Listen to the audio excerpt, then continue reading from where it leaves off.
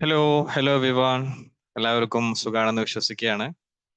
ഞാൻ Faisal C A, വിംബിൾ അക്കാദമിയുടെ ഡയറക്ടറാണ്. വിംബിൾ അക്കാദമി എന്ന് പറയുന്നത് തൃശ്ശൂർ ആസ്ഥാനമായി പ്രവർത്തിക്കുന്ന ഒരു സ്ഥാപനമാണ്. വിശേഷിച്ചും സ്കിൽ ഡെവലപ്മെന്റ്, അതേപോലെ തന്നെ മെന്റൽ ഹെൽത്ത് മേഖലയിലൊക്കെ ഫോക്കസ് ചെയ്തുകൊണ്ടാണ് നമ്മൾ വർക്ക് ചെയ്തുകൊണ്ടിരിക്കുന്നത്. അതിൻ്റെ ഭാഗമായി ദിനേന എന്നോണം വ്യത്യസ്തമായിട്ടുള്ള ടോപ്പിക്കുകളെ അധികരിച്ചുകൊണ്ട്, പേഴ്സണാലിറ്റി ഡെവലപ്മെന്റ് ആകട്ടെ, സൈക്കോളജി റിലേറ്റഡ് ആവട്ടെ, വ്യത്യസ്തമായിട്ടുള്ള പ്രോഗ്രാമുകൾ നമ്മൾ ദിനേന എന്നോണം സംഘടിപ്പിച്ചു വരികയാണ്. ഇന്നലെ അപ്ഗ്രേഡ് യുവർ കരിയർ എന്ന വിഷയവുമായി ബന്ധപ്പെട്ട് നമുക്ക് വെബിനാർ ഉണ്ടായിരുന്നു. ഇന്ന് വളരെ കാലിക പ്രസക്തമായിട്ടുള്ള ഒരു വിഷയത്തെ അധികരിച്ചുകൊണ്ടുള്ള സൂയിസൈഡിനെ കുറിച്ചിട്ടുള്ള ഒരു ചർച്ചയാണ് ഇന്ന് നടക്കാൻ പോകുന്നത്. നാളെ സെക്ഷുവൽ ഗ്രൂമിങ്ങിനെ കുറിച്ചിട്ടുള്ള ഒരു ടോപ്പിക്കുമായി ബന്ധപ്പെട്ടുകൊണ്ടായിരിക്കും ഇന്ന് ഏറെക്കുറെ ചർച്ച ചെയ്തുകൊണ്ടിരിക്കുന്ന ഒരു പ്രസക്തമായിട്ടുള്ള ഒരു ടോപ്പിക്കാണ് സെക്ഷുവൽ ഗ്രൂമിങ്. അപ്പൊ അതുമായി ബന്ധപ്പെട്ട് നാളെ 7:15 ഇതേ സമയത്ത് ടോപ്പിക്കുമായി ബന്ധപ്പെട്ട് ചർച്ചയുണ്ടാകും. അതിന്റെ അടുത്ത ദിവസങ്ങളിലും ഷെഡ്യൂൾഡ് ആണ്. അപ്പോ നമ്മൾ ഓരോ ദിവസവും വ്യത്യസ്തമായിട്ടുള്ള വിഷയങ്ങളിൽ അവഗാഹങ്ങളുള്ളവരായി തീരുക എന്നുള്ളത് വളരെ പ്രധാനപ്പെട്ട ഒരു ഘടകമാണ്. വിശേഷിച്ചും ഇന്നത്തെ കാലത്ത് നമുക്ക് ഓരോരുത്തർക്കും അറിയാം, ഞൊടിയിടയിലാണ് മാറ്റങ്ങൾ സംഭവിച്ചുകൊണ്ടിരിക്കുന്നത്. അനുദിനം ടെക്നോളജികൾ മാറുന്നു, സാമൂഹികമായും സാംസ്കാരികമായും ഒക്കെ മാറ്റങ്ങൾ വന്നുകൊണ്ടിരിക്കുന്ന ഒരു കാലഘട്ടത്തില്, വിദ്യാഭ്യാസം പോലും മാറിക്കൊണ്ടിരിക്കുന്ന ഒരു കാലഘട്ടത്തില് നമ്മൾ ഓരോരുത്തരും അപ്ഡേറ്റഡ് ആവണം, അല്ലെ? അപ്ഡേറ്റഡ് ആയിട്ടില്ലെങ്കിൽ നമ്മൾ ചൂഷണത്തിന് വിധേയമാവുകയോ അതല്ലെങ്കിൽ നമ്മൾ ഒരുപാട് പിന്നിലേക്ക് പോവുകയോ ഒക്കെ ചെയ്യപ്പെടാൻ സാധ്യതകളുണ്ട്. അപ്പോൾ അതിനുള്ള അവസരങ്ങളെ നമ്മൾ കൃത്യമായിട്ട് ഉപയോഗപ്പെടുത്തി നമ്മുടെ ടൈമുകളെ നമുക്ക് നോളജിനെ നവീകരിക്കുന്ന സമയങ്ങളാക്കി മാറ്റാൻ, അങ്ങനെയുള്ള കൂട്ടുകെട്ടുകളിലേക്ക്, അല്ലെ? പലപ്പോഴും നമ്മൾ അലസന്മാരോ അതല്ലെങ്കിൽ നമ്മൾ പിന്തിരിപ്പന്മാരോ ഒക്കെ ആയി മാറുന്നത് നമ്മുടെ കൂട്ടുകെട്ടുകളിലൂടെയാണ്. അങ്ങനെയുള്ള എൻവയൺമെന്റുകൾ നമ്മൾ രൂപപ്പെടുത്തുക, അങ്ങനെയുള്ള സാഹചര്യങ്ങൾ രൂപപ്പെടുത്തുക, അങ്ങനെയുള്ള ഓപ്പർച്യൂണിറ്റീസ് ക്രിയേറ്റ് ചെയ്യുക എന്നൊക്കെയാണ് നമ്മൾ ഇത്തരം കൂട്ടായ്മകളിലൂടെ ഉദ്ദേശിക്കുന്നത്. അപ്പോൾ ഇന്ന് നമ്മൾ നേരത്തെ പറഞ്ഞതുപോലെ തന്നെ സൂയിസൈഡ് പ്രിവെൻഷനുമായി ബന്ധപ്പെട്ടാണ് ഇന്ന് നമ്മൾ ചർച്ച ചെയ്യാൻ പോകുന്നത്. കഴിഞ്ഞ ദിവസം നമ്മുടെ പോസ്റ്ററിൽ നമ്മൾ ഇട്ടതുപോലെ തന്നെ റിപ്പോർട്ടർ ഒരു ന്യൂസ് പുറത്തിറക്കിയിട്ടുണ്ടായിരുന്നു ആത്മഹത്യയുമായി ബന്ധപ്പെട്ട്. കുട്ടികളുടെ ആത്മഹത്യ എന്ന് പറയുന്ന അതിന്റെ റേറ്റ്, അതിന്റെ നിരക്ക് കുട്ടികളുടെ ജനന നിരക്കിനേക്കാൾ കൂടി എന്ന ഒരു റിപ്പോർട്ട് നമ്മൾ നമ്മളുടെ പോസ്റ്ററിന്റെ കൂടെ വെച്ചിട്ടുണ്ടായിരുന്നു. അപ്പോൾ തീർച്ചയായിട്ടും ആത്മഹത്യാ നിരക്ക് കുതിച്ചുയരുന്ന ഒരു കാലഘട്ടത്തില് എന്താണ് ആത്മഹത്യ, എങ്ങനെ അതിനെ പ്രിവെന്റ് ചെയ്യണം, ഏത് രൂപത്തിൽ നമ്മൾ മുന്നോട്ട് പോകണം എന്നതിനെ കുറിച്ചൊക്കെ എൻ്റെ സുഹൃത്തും അതേപോലെ തന്നെ നമ്മുടെ വിംബിൾ അക്കാദമിയിലെ വ്യത്യസ്തമായിട്ടുള്ള കോഴ്സുകൾ ലീഡ് ചെയ്യുന്ന കൺസൾട്ടന്റ് സൈക്കോളജിസ്റ്റും അതേപോലെ തന്നെ റെമഡിയൽ ട്രെയിനറുമായിട്ടുള്ള നിസാവ് അഹമ്മദ് കുട്ടി, ഞങ്ങൾ കൊളീഗ്സ് ആണ്. സൈക്കോളജി PG ഞങ്ങൾ ഒരുമിച്ചാണ് ചെയ്തിട്ടുണ്ടായിരുന്നത്. അപ്പോ നിസാവ് ആണ് ഇവിടെ നമ്മുടെ ഒരു സെഷൻ ലീഡ് ചെയ്യാൻ വേണ്ടിയിട്ട് എത്തിച്ചേർന്നിട്ടുള്ളത്. അദ്ദേഹം ഒത്തിരി കോഴ്സുകൾ നമ്മുടെ വിംബിൾ അക്കാദമിയുടെ കീഴിലായിട്ട് നടത്തുന്നുണ്ട്. ബിഹേവിയറൽ തെറാപ്പി, CBT, അതേപോലെ തന്നെ ഒത്തിരി കോഴ്സുകൾ നമ്മൾ ഇതിനകം കൗൺസിലിംഗ് സ്കില്ലുകളുമായി ബന്ധപ്പെട്ട സ്റ്റുഡൻസ് കൗൺസിലിംഗ് എങ്ങനെ ചെയ്യണം, അങ്ങനെ തുടങ്ങി ചെറിയ ചെറിയ കോഴ്സുകൾ നമ്മൾ ചെയ്തിട്ടുണ്ടായിരുന്നു. ഇനി അദ്ദേഹത്തിന്റെ ഒരു അഡ്വാൻസ്ഡ് കൊഗ്നിറ്റീവ് ബിഹേവിയറൽ തെറാപ്പിയുമായി ബന്ധപ്പെട്ട് അതിലേക്ക് CBT എങ്ങനെയൊക്കെ ഡിപ്രഷന് നമ്മൾ എങ്ങനെ യൂസ് ചെയ്യണം, ആങ്സൈറ്റിക്ക് നമ്മൾ എങ്ങനെ യൂസ് ചെയ്യണം, അതേപോലെ തന്നെ ഓരോ ഡിസോർഡറുകൾക്കും നമുക്ക് പേഴ്സണാലിറ്റി ഡിസോർഡർ വരുന്ന ആളുകൾക്ക് CBT എങ്ങനെ കൊടുക്കണം, ഇങ്ങനെ തുടങ്ങി ഓരോ കാറ്റഗറിക്കും എങ്ങനെ നമ്മൾ കൊടുക്കണം എന്നതിനെ അടിസ്ഥാനപ്പെടുത്തിയുള്ള ഒരു കോഴ്സ് നമ്മൾ ഷെഡ്യൂൾ ചെയ്ത് വെച്ചിട്ടുണ്ട്. അത് ഉടനെ തന്നെ നിങ്ങളിലേക്ക് അറിയിക്കുന്നതാണ്. അപ്പൊ നിങ്ങൾക്ക് എല്ലാവർക്കും അഫോർഡബിൾ ആയിട്ടുള്ള ഒരു ഫീ ആയിരിക്കും നമ്മൾ അതിന് എപ്പോഴും, ഏതൊരു കോഴ്സിനും നമ്മൾ ഒരു അഫോർഡബിളും അതേപോലെ തന്നെ ക്വാളിറ്റി ഉള്ളതുമായിട്ടുള്ള കോഴ്സുകളാണ് നമ്മൾ വിംബിൾ അക്കാദമിയുടെ കീഴിലായിട്ട് നമ്മൾ സംഘടിപ്പിച്ചു വരുന്നത്. അതേപോലെ തന്നെ നമ്മൾ 1-ാം തീയതിയും 2-ാം തീയതിയുമായിട്ട് ABA തെറാപ്പിയുടെ വർക്ക്ഷോപ്പ് സംഘടിപ്പിക്കുന്നുണ്ട്. അതിനുശേഷം നമ്മൾ സെക്ഷൽ ഹെൽത്ത് എഡ്യൂക്കേഷനുമായിട്ട് കോംപ്രിഹെൻസീവ് സെക്ഷൽ എഡ്യൂക്കേഷനുമായി ബന്ധപ്പെട്ടിട്ടുള്ള ഒരു കോഴ്സ് നമ്മൾ 2 വീക്ക് കോഴ്സ് നമ്മൾ സ്റ്റാർട്ട് ചെയ്യുന്നുണ്ട്. അപ്പോൾ അതിലൊക്കെ നിങ്ങൾ പങ്കെടുക്കാൻ പറ്റുന്നവരൊക്കെ പങ്കെടുക്കുക. അപ്പോൾ ഇന്ന് നമ്മൾ സൂയിസൈഡ് പ്രിവെൻഷനുമായി ബന്ധപ്പെട്ട ഉള്ള ഒരു ചർച്ചയാണ് ഇവിടെ ചെയ്യാൻ ഉദ്ദേശിക്കുന്നത്. അതിനെ നമ്മുടെ ലീഡ് ചെയ്യുന്ന, അതിനെ തയ്യാറായി വന്നിട്ടുള്ള നമ്മുടെ നിസാവ് സാറിനെ ഈ ഒരു വെബിനാറിലേക്ക് ഹൃദ്യമായി സ്വാഗതം ചെയ്യുന്നു. അതേപോലെ തന്നെ ഈ ഒരു വിഷയം അറിയാനും പഠിക്കാനും അതേപോലെ തന്നെ അത് മറ്റുള്ളവരിലേക്ക് പകർന്നു കൊടുക്കാൻ നമ്മൾ മനസ്സിലാക്കുക എന്നുള്ളതിനേക്കാൾ അപ്പുറത്ത് നമ്മൾ ഓരോരുത്തരും മെന്റൽ ഹെൽത്ത് പ്രൊഫഷണൽസ് തന്നെയാണ്. നമ്മൾ കൗൺസിലറോ സൈക്കോളജിസ്റ്റോ അങ്ങനെയൊക്കെ ആണെങ്കിൽ പോലും, ഇനി നിങ്ങളൊരു സാധാരണക്കാരനാണെങ്കിൽ പോലും അല്ലെ, ആത്മഹത്യ ചെയ്യാൻ വേണ്ടി നിൽക്കുന്ന ഒരാൾ, എന്നെ കുറച്ച് ദിവസം മുമ്പ് നിസാവ് സാറിന് അറിയാം, കുറച്ച് ദിവസം മുമ്പ് ഒരാൾ വിളിച്ച സമയത്ത് അദ്ദേഹം എന്നോട് ഞങ്ങളുമായിട്ട് ഇങ്ങനെ സംസാരിച്ചു. അപ്പോ ഏതൊരു ക്ലാസ്സിലോ മറ്റോ ആയിരുന്നു. അപ്പോ അദ്ദേഹം കുറച്ച് കഴിഞ്ഞിട്ട് വിളിക്കാം അല്ലെങ്കിൽ സംസാരിക്കാം എന്ന് പറഞ്ഞപ്പോ ഞാൻ ഉണ്ടെങ്കിൽ സംസാരിക്കാം, ഞാൻ നിൽക്കുന്നത് റെയിൽവേ പാളത്തിന്റെ അടുത്താണ് എന്നാണ് അദ്ദേഹം പറഞ്ഞത്. അപ്പൊ റെയിൽവേ പാളത്തിന്റെ അടുത്ത് നിൽക്കുന്ന ഒരാൾ അല്ലെ, അദ്ദേഹത്തിന്റെ ഒരു എന്താണ് മെന്റാലിറ്റി എന്ന് പോലും നമുക്കറിയില്ല. അപ്പൊ അദ്ദേഹം വിളിക്കുന്നത് ചിലപ്പോൾ ഒരു ആശ്വാസ വാക്ക് കിട്ടാനോ ഒരു സാന്ത്വന വാക്ക് കിട്ടാനോ ഒരു പ്രോബ്ലത്തിന് ഒരു സൊല്യൂഷൻ കൊടുക്കാനോ ഒക്കെ ആയിരിക്കും.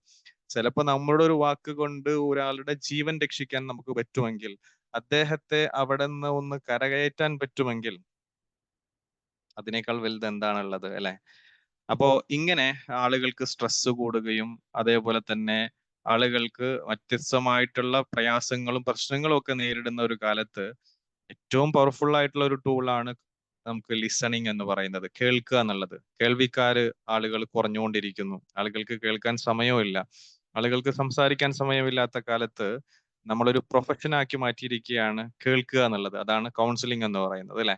അപ്പൊ തീർച്ചയായിട്ടും നമ്മൾ ഓരോരുത്തരും നല്ല കേൾവിക്കാരായി മാറുന്നിടത്താണ് നമ്മുടെ വിജയം. മറ്റുള്ളവരെ തിരിച്ചറിയാനും മറ്റുള്ളവരെ മനസ്സിലാക്കുവാനും മറ്റുള്ളവരെ സാന്ത്വനിപ്പിക്കാനും മറ്റുള്ളവരോട് കൂടെ ചേർന്ന് നിൽക്കാനും അങ്ങനെ ചേർത്തു പിടിക്കുന്ന ഒരു മനുഷ്യനായി ജീവിക്കുക എന്നുള്ള ഒരു മനോഹരമായിട്ടുള്ള തത്വത്തിന്റെ വാക്താക്കളായിട്ട് നമുക്ക് ഓരോരുത്തർക്കും മാറാൻ സാധിക്കട്ടെ.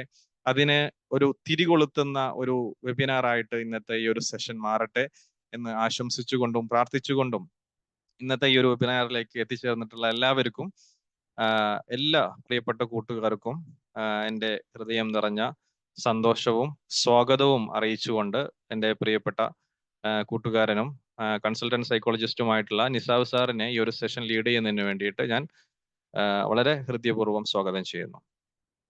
Please Nisav sir, please.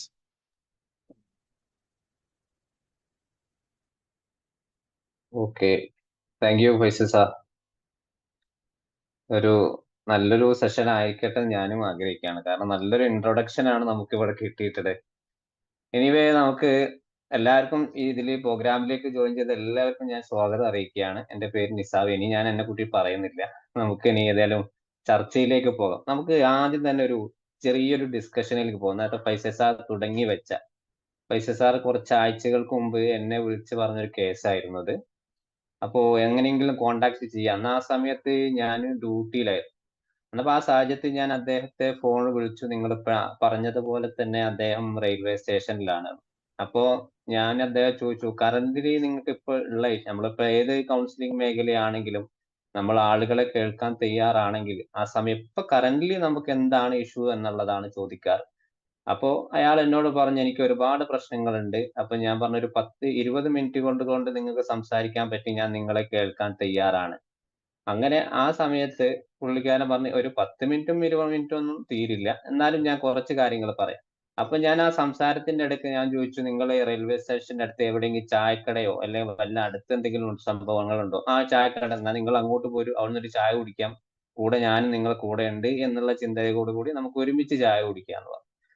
അങ്ങനെ പുള്ളിക്കാരന് ആ സമയത്ത് എന്നോട്, ഞാൻ ആ 20 മിനിറ്റ് കൊടുത്ത, അയാൾക്ക് മെയിൻ ആയിട്ട് ഉണ്ടായിരുന്ന ഇഷ്യൂ സാമ്പത്തികമായിട്ടുള്ള ചില പ്രശ്നങ്ങളാണ്. പിന്നെ വീട്ടിലുള്ള ചില പ്രയാസങ്ങൾ, മാനസിക പ്രശ്നങ്ങൾ, കുട്ടികളുമായിട്ട് കൂടുതൽ സംസാരിക്കാൻ കമ്മ്യൂണിക്കേഷന്റെ പ്രശ്നങ്ങളുണ്ട്, വൈഫുമായിട്ടുള്ള ചില പ്രശ്നങ്ങളുണ്ട്. പക്ഷെ ഇത് സൂയിസൈഡിലേക്ക് എങ്ങനെ എത്തി എന്നുള്ളത് അയാൾക്ക് അറിയില്ല. അയാൾ കാരണം എല്ലാ പ്രശ്നങ്ങളും ഒരുമിച്ച് അയാൾ ഇവാലുവേറ്റ് ചെയ്തു. എനിക്ക് ഈ പ്രശ്നങ്ങൾക്കൊന്നും ഇനി സൊല്യൂഷൻ ഇല്ല എന്നത്. സംഭവം ആ സ്പോട്ടിൽ അയാൾ ആത്മഹത്യ ചെയ്യാത്ത രീതിയിൽ ഞാൻ അയാളെ വീട്ടിലെത്തിച്ചു എന്നുള്ളത് ഓക്കെയാണ്. പക്ഷെ കാരണം അയാൾക്ക് പറയാനുള്ളത് മൊത്തം കേൾക്കുമ്പോൾ നമ്മുടെ ആ സങ്കടത്തിൽ നിന്നും അയാൾക്കൊരു സപ്പോർട്ട് കൊടുക്കുക എന്നുള്ളത് മാത്രമാണ് ഞാൻ അവിടെ ചെയ്തത്. അല്ലാതെ ഞാനൊരു ഇന്റർവെൻഷൻ കൊടുത്തിട്ടില്ല. ഒന്നും അവിടെ ചെയ്തിട്ടില്ല. പക്ഷെ അയാള് തിരിച്ച് വീട്ടിലേക്ക് വന്നു. അങ്ങനെയാണ് ഒരു കേസ്. വേറൊരു കേസ് പറഞ്ഞപ്പോ ഇപ്പൊ ദുബായില് UAE ഉള്ളവർക്ക് അറിയാം. ഒരു 2, 3 ദിവസങ്ങൾക്ക് മുമ്പ് പിന്നെ ഒരു 18, 19 വയസ്സുള്ള ഒരു യുവാവ് ആത്മഹത്യ ചെയ്തു. കാരണം ഞാൻ അദ്ദേഹത്തിന്റെ ഷോപ്പിൽ കയറി പലവട്ടം സാധനങ്ങൾ വാങ്ങാൻ പോയിട്ട് ഇലക്ട്രോണിക് ഐറ്റംസ് ജോലി ചെയ്യുന്ന ഒരു ആളാണ്. 19 വയസ്സ് യുവാവാണ്. പക്ഷെ അയാളടുത്ത് പല സമയത്ത് ഞാൻ അദ്ദേഹത്തെ കണ്ടിട്ടുണ്ട്, സംസാരിച്ചിട്ടുണ്ട്. പക്ഷെ ഇന്നത്തെ ഒരാഴ്ചയായിട്ട് അയാള് അബുദാബിയിൽ നിന്ന് മിസ്സിംഗ് ആണ്. പക്ഷെ ഇന്നലെ മീഡിയ വണ്ണിൽ വന്ന ഒരു വാർത്തയില് ആ കുട്ടി ആത്മഹത്യ ചെയ്തു എന്ന്. അതായത് ദുബായിൽ നിന്നും ഒരു ബ്രിഡ്ജിന്റെ മുകളിൽ താഴോട്ട് ചാടി ആത്മഹത്യ ചെയ്തു. എല്ലാരും കേട്ടിട്ടുണ്ടാവും ന്യൂസിൽ. പക്ഷെ അയാള് ഞാൻ പലപ്പോഴായിട്ട് സംസാരിച്ചപ്പോൾ വളരെ ആക്റ്റീവ് ആയിട്ടുള്ള ഒരു കുട്ടിയാണ്. വളരെ എന്താണ് എല്ലാത്തിനും നമ്മളോട് ഓപ്പൺ ആയിട്ട് സംസാരിക്കുന്ന. പിന്നെ എന്ത് പറ്റി അയാൾക്കത്? എവിടെയാണ് അയാൾക്ക് മനസ്സിൽ എന്തൊക്കെ പ്രശ്നങ്ങൾ അതൊന്നും നമുക്കറിയില്ല. എന്നാലും ചുറ്റുപാടുകൾ ഒരുപാട് ആളുകൾ ചിരിച്ചുകൊണ്ട് നടക്കുന്നു. ഒരുപാട് ചിലപ്പോൾ സങ്കടത്തോട് കൂടി നടക്കുന്നു. ഇവർക്കൊക്കെ എന്തൊക്കെ പ്രശ്നങ്ങളുണ്ട് നമ്മൾ എങ്ങനെയാ അറിയുക? എങ്ങനെ ഇവരുമായിട്ട് ഇടപഴകുക? ഇവരുമായിട്ട് സംസാരിക്കണം. അവരുമായിട്ട് അവര് കേൾക്കാൻ എന്തെങ്കിലും പറയാൻ താല്പര്യമുള്ള ആളുകളാണെങ്കിൽ നമുക്ക് ഒരു സമയം ഒരു 5 മിനിറ്റ് അവർക്ക് മുമ്പിൽ കൊടുക്കണം. ഞാൻ ഈ പലവട്ടം ഇയാളെ കണ്ടിട്ടുണ്ടെങ്കിൽ പോലും അയാൾ പേഴ്സണൽ ഇഷ്യൂസ് ഒന്നും ചോദിച്ചിട്ടില്ല. സാധാരണ കടയിൽ പോകുന്ന എന്തൊക്കെയുണ്ട് വിശേഷങ്ങൾ അതേപോലെ. ഓക്കെ. എനിവേ നമുക്ക് ഞാൻ 2 കേസുകൾ പറഞ്ഞത് ഇത് നമ്മുടെ ചുറ്റുപാടും നടന്നുകൊണ്ടിരിക്കുന്ന കാര്യങ്ങളായതുകൊണ്ട്. ഈ സെപ്റ്റംബർ 10 എന്ന് പറയുന്നത് ലോകമെമ്പാടും നമ്മൾ ഒരു സൂയിസൈഡ് പ്രിവെൻഷൻ ഡേ ആയിട്ട് അംഗീകരിക്കുന്ന അല്ലെങ്കിൽ നമ്മൾ എല്ലാവരും ഒരു ദിവസമായിട്ട് ഓർമ്മിക്കപ്പെടുന്ന ഒരു ദിവസമാണ് സെപ്റ്റംബർ 10 എന്ന് പറയുന്നത്. എന്നിരുന്നാൽ പോലും നമ്മൾ പല മാധ്യമങ്ങളിൽ ഇപ്പോഴും സ്റ്റുഡൻസ് ആയിട്ടും അല്ലെങ്കിൽ ഡോക്ടേഴ്സ് അതേപോലെ സെലിബ്രിറ്റീസ് അങ്ങനെ പലതരത്തിലുള്ള സൂയിസൈഡുകൾ കാണും. ഒരു 2021 സെൻസസ് പ്രകാരം വേൾഡിൽ 8 ലക്ഷം ആളുകളാണ് സൂയിസൈഡ് ചെയ്തത്. അതിൽ ഇന്ത്യയിൽ മാത്രം 2 ലക്ഷം ആളുകൾ പെടുന്നു. എന്തായിരിക്കും ഇതിനൊക്കെ കാരണം? എന്നിട്ട് ഇപ്പോഴും നടന്നുകൊണ്ടിരിക്കുന്ന ഒരു മാറ്റങ്ങളും ഇല്ലാതെ അങ്ങനെ പ്രത്യേകിച്ച് നമ്മുടെ അഡൽട്ടിന്റെ കീഴിൽ നോക്കുമ്പോൾ ഒരു 15, 29 വയസ്സിന്റെ ഇടയ്ക്ക് ഏറ്റവും കൂടുതൽ മരിച്ചവരുടെ കണക്ക് നോക്കുമ്പോൾ ഏറ്റവും പ്രധാനപ്പെട്ട കാരണം ഒക്കെ സൂയിസൈഡ് തന്നെയാണ്. എന്തുകൊണ്ടാണ് ഇവർ സൂയിസൈഡ് ചെയ്യുന്ന ഇതിലേക്ക് എത്തിപ്പെടുന്നത്? ഇതിലുള്ള പ്രധാനപ്പെട്ട ഒരു കാരണം എന്ന് പറയുന്നത് ഡിപ്രഷനാണ്. ഡിപ്രസീവ് ആയിട്ടുള്ള അതായത് നേരത്തെ പറഞ്ഞതുപോലെ പലതരത്തിലുള്ള പ്രയാസങ്ങൾ ഉണ്ടാവും. ചിലപ്പോ പിന്നെ പഠനവുമായിട്ടുള്ള ബന്ധങ്ങൾ ഉണ്ടാവും, അല്ലെങ്കിൽ സാമ്പത്തികമായിട്ടുള്ള ബന്ധങ്ങൾ, അല്ലെ കുടുംബ ബന്ധവുമായിട്ടുള്ള പല ബന്ധങ്ങളും ഉണ്ടാവും. അന്നപ്പോ നമുക്ക് സാധാരണയായിട്ട് ചില പ്രശ്നങ്ങൾ വരുമ്പോൾ 1, 2 ദിവസമൊക്കെ ആണെങ്കിൽ നമുക്ക് ഡിപ്രഷൻ ഉണ്ടെങ്കിൽ അതൊരു ഡിപ്രഷൻ എന്ന് പറയാൻ പറ്റില്ല. പക്ഷെ ഒരു ഡിപ്രസീവ് ആയിട്ടുള്ള ഒരാൾക്ക് എങ്ങനെയൊക്കെയാണ് അതിന്റെ ലക്ഷണങ്ങൾ കാരണം ഞാൻ പറയുന്നത് ആദ്യം ഡിപ്രഷൻ എന്താണെന്ന് ഞാൻ നിങ്ങളോട് പറയാം. ചിലപ്പോൾ എല്ലാവർക്കും അറിയുന്ന കേസുകൾ തന്നെയാണ്. അന്നപ്പോ ഇതൊരു ജൈവശാസ്ത്രീയപരമായിട്ടുള്ള ഒരു രോഗമാണ്. അതായത് നമ്മുടെ ബ്രെയിൻ, അതായത് എല്ലാവർക്കും അറിയാം നമുക്ക് 2 ബ്രെയിൻ ഉണ്ട്. ആ 2 ബ്രെയിൻ എന്നും നമ്മുടെ ചില രാസപ്രവർത്തനങ്ങളുടെ ഏറ്റക്കുറച്ചിൽ. അതായത് ലെഫ്റ്റ് ബ്രെയിൻ എന്ന് പറയുന്നത് നമ്മുടെ ശരീരത്തിൽ എല്ലാവിധ ആക്ടിവിറ്റീസുകളും നടക്കുന്ന ഏരിയ ആണ്. അതായത് റൈറ്റ് ബ്രെയിൻ എന്ന് പറയുന്നത് നമ്മുടെ ഇമോഷൻസുകൾ. ഇത് രണ്ടും ഒരേ ലെവലിൽ നമ്മുടെ മുമ്പിൽ കൺമുന്നിൽ കൂടെ കടന്നു പോകുമ്പോൾ സാധാരണക്കാരായ ചിലപ്പോൾ എന്തെങ്കിലും പ്രശ്നങ്ങൾ ഉണ്ടാകുമ്പോൾ നോർമലായി ഡിപ്രഷൻ എന്ന് പറയാൻ പറ്റില്ല. നേരത്തെ പറഞ്ഞതുപോലെ തന്നെ അയാൾക്ക് അത് സോൾവ് ചെയ്യാൻ കഴിയും. അതേ സമയത്ത് നമ്മളെ ആക്ടിവിറ്റീസുകളും ലെസ് ആവുമ്പോൾ ഇതിൽ നമ്മളെ ഇമോഷൻസുകൾക്കും വികാരങ്ങളും എല്ലാവിധ ജീവിത പ്രശ്നങ്ങൾക്കും ഉണ്ടാവുന്ന ഇമോഷൻസും അതേപോലെ തന്നെ സങ്കടം, കരച്ചിൽ, ഹാപ്പിനെസ് എല്ലാം കൂടിയും അത് കുറെയൊക്കെ ചെയ്യുമ്പോൾ നമുക്കൊരു ഡിപ്രഷൻ ഹൈ ലെവലിലേക്ക് എത്തിപ്പെടാനുള്ള സാധ്യത കൂടുതലാണ്. ഇത് പ്രധാനമായിട്ടും ഈ ഡിപ്രഷന്റെ കാര്യം ഇങ്ങനത്തെ പ്രശ്നങ്ങളിൽ ഈ ഏറ്റക്കുറച്ചിൽ കാരണം വരുമ്പോൾ ഡിപ്രഷന്റെ പ്രധാനപ്പെട്ട ഒരു സിംറ്റംസ് എന്ന് പറഞ്ഞാൽ 2 ആഴ്ചയായിട്ട് തുടർച്ചയായിട്ട് ആളുകളിൽ കാണും. ഇതിന്റെ ലക്ഷണങ്ങൾ എന്ന് പറയുന്നത് ഒന്നാമതായി സാധാരണ നമ്മൾ ദൈനംദിന ജീവിതത്തിൽ ചെയ്തുകൊണ്ടിരിക്കുന്ന കാര്യങ്ങൾക്കൊന്നും ചെയ്യാൻ പറ്റാത്ത അവസ്ഥ. ചെയ്യാൻ പറ്റാത്ത അവസ്ഥ. അതുപോലെ നമുക്ക് ഇഷ്ടപ്പെട്ട ഒരു ഭക്ഷണം കഴിക്കുകയാണെങ്കിൽ അയാൾക്ക് അതിനോട് താല്പര്യമില്ലാത്ത അവസ്ഥ. അതുപോലെ തന്നെ പിന്നെ ഈ ഉറക്കം വളരെ രീതിയിൽ നഷ്ടപ്പെടുക, അല്ലെങ്കിൽ കൂടുതലായിട്ട് ഉറങ്ങുക. പിന്നെ അതുപോലെ അമിതമായിട്ടുള്ള ക്ഷീണം, എപ്പോഴും കിടക്കണം തോന്നുക, അല്ലെങ്കിൽ പിന്നെ ഈ കൂടുതൽ പ്രായമുള്ള ആളുകൾക്കൊക്കെ ആണെങ്കിൽ ഈ സന്ധിവേദന, കാലുവേദന, അങ്ങനത്തെ പല രീതിയിലുള്ള വേദനകൾ അനുഭവപ്പെടുക. ഇതൊക്കെ ഒരു ഡിപ്രഷന്റെ ലക്ഷണങ്ങളാണ്. അതേപോലെ തന്നെ ചില കുട്ടികളിൽ നമ്മൾ കാണാറുണ്ട്.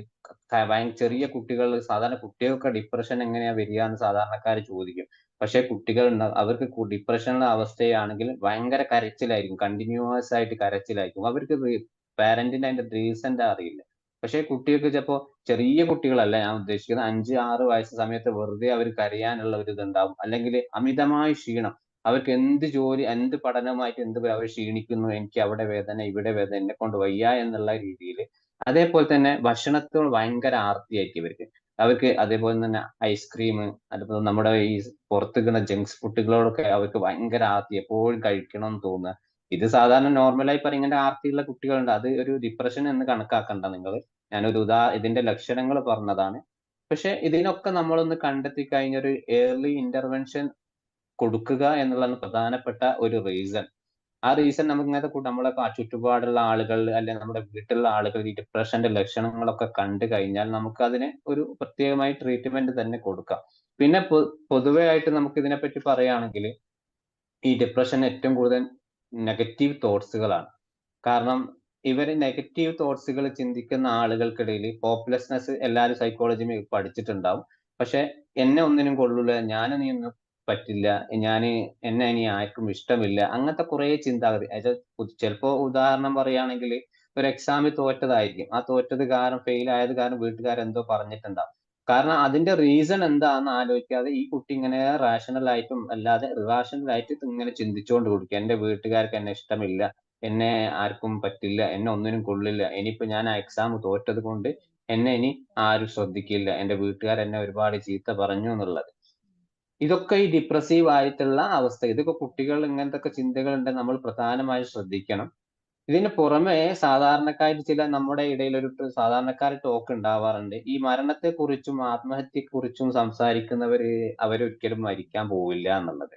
അതേപോലെ തന്നെ ഈ മരണത്തെക്കുറിച്ചൊന്നും സംസാരിക്കാത്തവരും അതിനെപ്പറ്റി ഒരു അവയർനെസ് ഇല്ല, അവരതും ചെയ്യില്ല. പക്ഷെ അതൊക്കെ ഒരു തെറ്റിദ്ധാരണയാണ്. ഈ മരണത്തെക്കുറിച്ചും സൂയിസൈഡിനെ കുറിച്ചും എപ്പോഴും സംസാരിക്കുന്നവരാണെങ്കിൽ അവരെ നമ്മൾ പ്രത്യേകമായിട്ട് ഒന്ന് ശ്രദ്ധിക്കണം.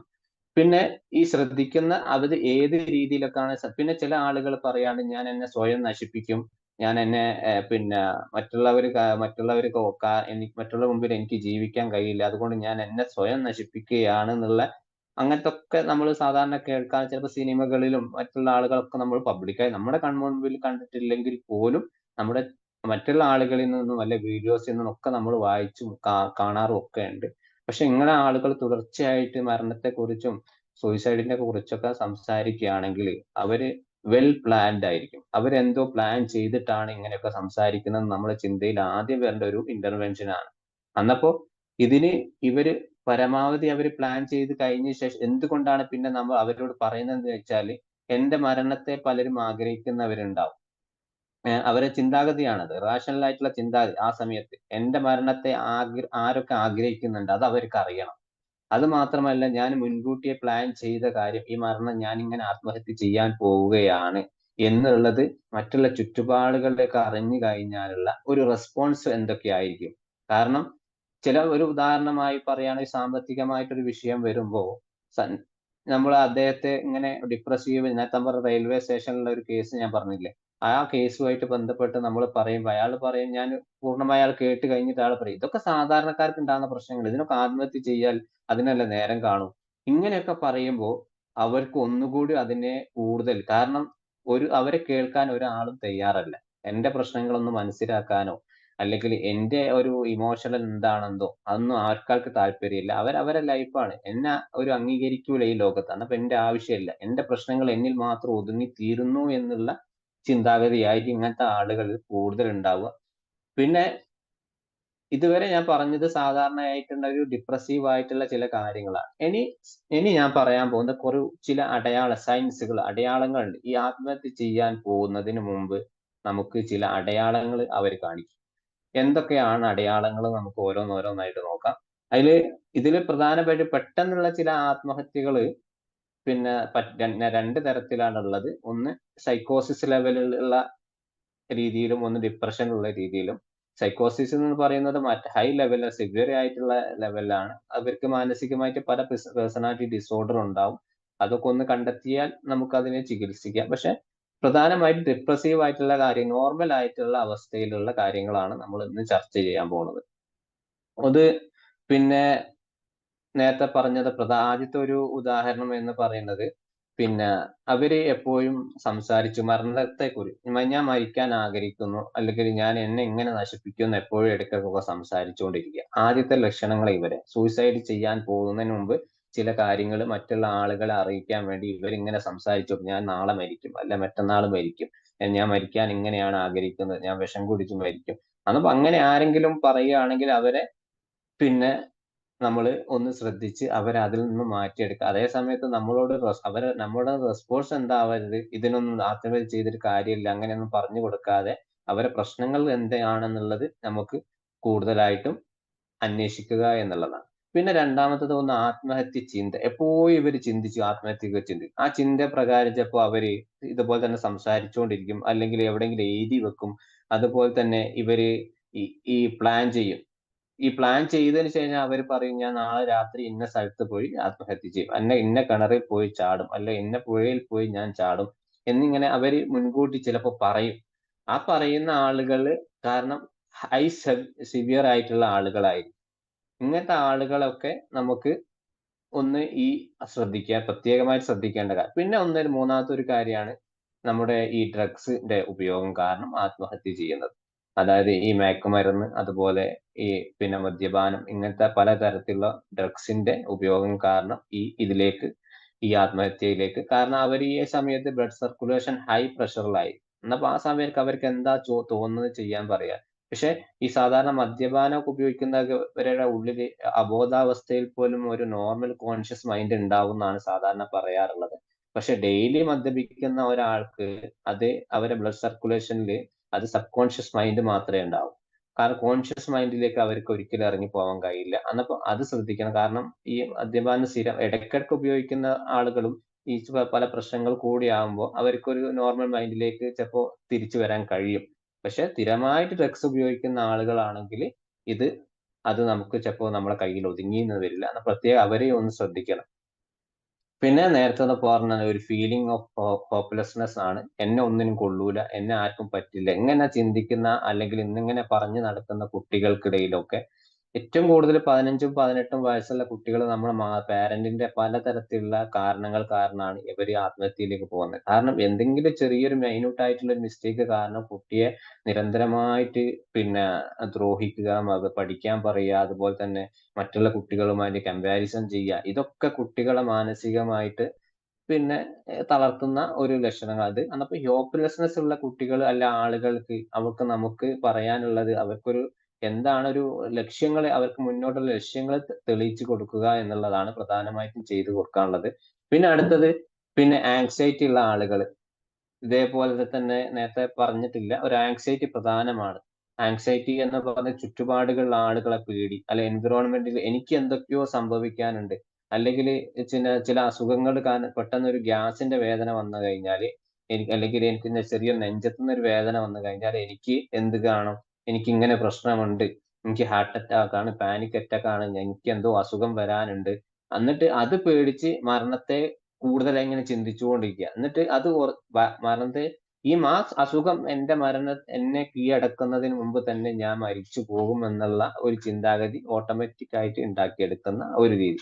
ഇതിലാണ് ആങ്സൈറ്റിയിൽ പിന്നെ മറ്റുള്ള ആളുകൾ ചുറ്റുപാടുള്ള അയാളുമായിട്ടുള്ള ഇങ്ങനത്തെ ആങ്സൈറ്റി ഉള്ള ഏത് തരത്തിലുള്ള പേടിയുള്ള ആൾ, ചിലപ്പോ ഒരു പകല് പുറത്തിറങ്ങാൻ പേടിയുള്ള ആൾ, അല്ല രാത്രി പുറത്തിറങ്ങാൻ പേടി, അല്ല യാത്ര ചെയ്യാനുള്ള പലതരത്തിലുള്ള ആങ്സൈറ്റികൾ പല രീതിയും കാണാറുണ്ട്. പക്ഷെ ഇതിൽ നിന്നൊക്കെ പ്രത്യേകമായിട്ട് അവര് സ്വന്തം ശരീരത്തിലേക്ക് ഇതൊക്കെ എന്നിലേക്ക് എത്തുന്നതിന് മുമ്പ് എന്റെ ജീവിതം ഞാൻ അവസാനിപ്പിക്കും എന്നുള്ള ഒരു ചിന്താഗതി അവരിലേക്ക് എത്തും. പിന്നെ വേറെ ഒരു പ്രധാനമായിട്ടുള്ള ചില പ്രശ്നങ്ങൾ നമുക്ക് ഉണ്ടാവുന്നുണ്ട്. ഞാൻ പെട്ടുപോയി എന്നൊരു സംഭവം. അതായത് എന്തെങ്കിലും നമ്മൾ ഒരു ബിസിനസ് ചെയ്ത് ലോസ് ആയി. അപ്പൊ അതിന്റെ കൂടെ നമ്മൾ ബിസിനസ് ചെയ്യുന്ന സമയത്ത് നമ്മൾ ചിലപ്പോൾ പാർട്ണർഷിപ്പ് ഒക്കെ ഉണ്ട്, അവരെ ചീറ്റ് ചെയ്തായിരിക്കും, അല്ലെങ്കിൽ ഇയാളെ സ്വന്തം മോശപ്രകാരം ചിലപ്പോൾ ആ ബിസിനസ് നഷ്ടപ്പെടും. എന്നിട്ട് ഞാൻ അതിൽ പെട്ടെന്ന് ചിലപ്പോൾ കുടുംബത്തിൽ നിന്നും ചുറ്റും ആ ഫ്രണ്ട്സിന്റെ ഇടയിൽ നിന്നൊക്കെ ചിലപ്പോൾ പലതരത്തിലുള്ള മോശമായ നെഗറ്റീവായിട്ട് കമന്റുകളൊക്കെ ഉണ്ടാവും. അങ്ങനെ ആ സമയത്ത് ഞാൻ പെട്ടുപോയി, എനിക്കെല്ലാം നഷ്ടപ്പെട്ടു പോയി എന്നുള്ള ബിസിനസ് മേഖലയിൽ പല രീതിയിലുള്ള സൂയിസൈഡ് നമുക്ക് കാണാറുണ്ട് ചുറ്റുപാടുകളിൽ. അന്നപ്പോ അങ്ങനെയൊക്കെ ഇങ്ങനെയൊക്കെ സാമ്പത്തികമായിട്ട് ബുദ്ധിമുട്ടുള്ള ആളുകളെ നമ്മളെ അതിൽ നിന്ന് നമുക്ക് ചിലപ്പോൾ സാമ്പത്തികമായിട്ട് ഹെൽപ്പ് ചെയ്യുകയൊന്നും ചെയ്യാൻ കഴിഞ്ഞെന്ന് വരില്ല. പക്ഷെ നമുക്ക് ആ സാഹചര്യം അവരൊന്ന് മനസ്സിലാക്കി കൊടുക്കാൻ കഴിയുന്ന രീതിയിൽ നമുക്കുണ്ടാവും. പിന്നെ ഈ സോഷ്യൽ വിഡ്രോവൽ ആണ് പ്രധാനമായിട്ടുള്ളത്. പിന്നെ സോഷ്യൽ വിഡ്രോവൽ എന്ന് പറഞ്ഞാൽ എന്താ? ഇവരിങ്ങനെ ചിന്താഗതിയുള്ള ആളുകള് പബ്ലിക്കായിട്ട് സംസാരിക്കാൻ പോവില്ല. പുറത്തുള്ള ആളുകളുമായിട്ട് ഇടപഴകൽ വളരെ കുറവായിരിക്കും. അതായത് വീട്ടിൽ മാത്രം ഒതുങ്ങി ജീവിക്കുക, അല്ലെങ്കിൽ എവിടെയാണ് ഇപ്പൊ കറന്റ്ലി എവിടെയാണ് എന്തൊക്കെയാണ് ചെയ്തുകൊണ്ടിരിക്കുക അതിൽ മാത്രം ഒതുങ്ങി നിൽക്കുക. ഇതൊക്കെ ഈ സൂയിസൈഡിന്റെ ചെയ്യാൻ ആഗ്രഹിക്കുന്ന അല്ലെ സിംറ്റംസ് പറയുന്ന അതിന്റെ കാര്യങ്ങളാണ്. പിന്നെ ഈ എക്സ്ട്രീം ആയിട്ട് മൂഡ് സ്വിങ്സ് ഉണ്ടാവുക. അതായത് ഇപ്പൊ സഡൻലി ആയിട്ട് ഒരു മൂഡ് സ്വിങ്സ് എന്ന് പറയും. ഇപ്പം ചിരിച്ചുകൊണ്ടിരിക്കാല്ല, അപ്പൊ സംസാരിച്ചുകൊണ്ടിരിക്കുന്ന ഞാൻ പെട്ടെന്ന് സൈലന്റ് ആകാം. ഒരു സെക്കൻഡ് മിനിറ്റുകൾ കൊണ്ട് പിന്നെ സംസാരിച്ച് നിർത്തിയിട്ട് പിന്നെ എന്തോ ചിന്തിച്ചുകൊണ്ടിരിക്കുക. അതേപോലെ തന്നെ ഞാൻ ഉറക്കെ പൊട്ടിച്ചിരിക്കുക. അതേപോലെ തന്നെ എല്ലാം പെട്ടെന്ന് പെട്ടെന്ന് ഇങ്ങനെ ആയിട്ട് ബിഹേവിയർ മാറ്റിക്കൊണ്ടിരിക്കുക, അല്ലെ പിന്നെ ചിന്താഗതികൾ മാറ്റിക്കൊണ്ടിരിക്കുക. ഇങ്ങനെയുള്ള ആളുകളൊക്കെ ആണെങ്കിൽ നമ്മൾ ഒന്ന് ശ്രദ്ധിക്കണം. അതുപോലെ തന്നെ ഇവര് പിന്നെ എല്ലാ കാര്യത്തിലും വളരെ ചിലപ്പോ ഏതൊരു ജോലിയൊക്കെ ചെയ്ത് കൊടുക്കാൻ പറഞ്ഞു കഴിഞ്ഞാൽ അവര് ആവശ്യത്തോട് വളരെ എനർജറ്റിക് ആയി ചിലപ്പോ ചെയ്ത് കാണിക്കും. അങ്ങനെയുള്ള ആളുകൾക്ക് നമ്മളൊന്ന് ശ്രദ്ധിക്കണം. കാരണം ഇങ്ങനത്തെ എപ്പോഴെങ്കിലും ആത്മഹത്യയെ കുറിച്ചൊക്കെ ഇവര് പറഞ്ഞിട്ടുണ്ടെങ്കിൽ അത് കഴിഞ്ഞ ശേഷം ഇവർ എന്ത് ജോലി ചെയ്താലും അവര് പെട്ടെന്ന് തീർക്കാനുള്ള ഒരു ആവേശം, വളരെ എനർജറ്റിക് ആയിട്ട് എക്സ്ട്രീം ലെവലിൽ അവർ ചെയ്ത് തീർക്കാനൊക്കെ. കാരണം കാരണം ഞാൻ മരിക്കുന്നതിന് മുമ്പ് ചില കാര്യങ്ങളൊക്കെ ചെയ്ത് തീർക്കണം എന്നുള്ള ഒരു ചിന്താഗതി അവർക്കുണ്ടാവും. പിന്നെ നേരത്തെ പറഞ്ഞതുപോലെ തന്നെ ഡിപ്രഷനുമായിട്ടുള്ള ഒരുപാട് കാരണങ്ങൾ നമ്മുടെ ലൈഫിൽ ഉണ്ടാവും. അന്നപ്പോ ആ ഡിപ്രഷൻ ഏത് ലെവലിലാണെന്ന് ഇവർക്ക് കറന്റ്ലി എന്തൊക്കെയാണ് പ്രശ്നങ്ങൾ ഉള്ളത് നമ്മൾ ഒന്ന് കണ്ടെത്തുകയും വേണം. കാരണം ഡിപ്രഷൻ നേരത്തെ ഞാൻ പറഞ്ഞതുപോലെ 2 ആഴ്ച നിക്കും. ചിലപ്പോ വീട്ടിന്റെ പുറത്തേക്ക് ഇറങ്ങാൻ പറ്റാത്ത, ചിലപ്പോ അറ്റ്‌ലീസ്റ്റ് നമ്മള് കിടക്കുന്ന കട്ടിൽ നിന്നും താഴോട്ട് ഇറങ്ങാൻ പറ്റാത്ത അവസ്ഥയിൽ ചില ആളുകൾ ഡിപ്രസീവ് ആയിട്ടുണ്ടാവും. അങ്ങനെയുള്ള ഡിപ്രസീവ് ആയിട്ടുള്ള ആളുകളെ നമ്മൾ എങ്ങനെയാണ് ഇന്റർവെൻഷൻ ചെയ്ത് കൊടുക്കാന്ന് പറഞ്ഞാല്, അറ്റ്‌ലീസ്റ്റ് നമ്മൾ അവരെ പൂർണ്ണമായിട്ട് ഒന്ന് കേട്ട് കഴിഞ്ഞിട്ട് പിന്നെ ആ കട്ടിലിൽ നിന്നും അറ്റ്‌ലീസ്റ്റ് അവരെ പുറത്തേക്ക് ഇറക്കാൻ, അറ്റ്‌ലീസ്റ്റ് ആ റൂമിലേക്കൊന്ന് നടക്കാനുള്ള രൂപത്തില്, നടക്കാനുള്ള കോലത്തില് കാര്യങ്ങൾ അവരെ പറഞ്ഞ് മനസ്സിലാക്കി അവരെ പൂർണ്ണമായി കെട്ടി പിന്നെ അവരെ വീടിന്റെ ചുറ്റുഭാഗത്തൊന്ന് നടക്കാനുള്ള രീതിയിലാക്കി. അങ്ങനെ അറ്റ്‌ലീസ്റ്റ് നമ്മൾ എൻവിറോൺമെന്റുമായിട്ടുള്ള കുറെ കാര്യങ്ങൾ അവരെ കേൾപ്പിച്ച് അങ്ങനെയൊക്കെ ആകുമ്പോ തന്നെ അവര് വിഡ്രോവൽ ഒന്ന് മാറിക്കിട്ടും. മറ്റുള്ള ആളുകളുമായിട്ടുള്ള ഒരു മാറി നിൽപ്പ് ഇതൊക്കെ മാറിക്കിട്ടും. പിന്നെ പിന്നെ ചില ആളുകൾ വീട്ടിൽ പറയാണ്ട് നിന്നെക്കൊണ്ട് ഒരു ഉപയോഗം ഇല്ല. അത് പല രീതിയിൽ നമ്മുടെ മുതിർന്ന ആളുകൾ ചിലപ്പോ ഈ പഴയ ചെറുപ്പത്തിലൊക്കെ നമ്മളെ കുട്ടികളോട് പറഞ്ഞിട്ടുണ്ടാവും.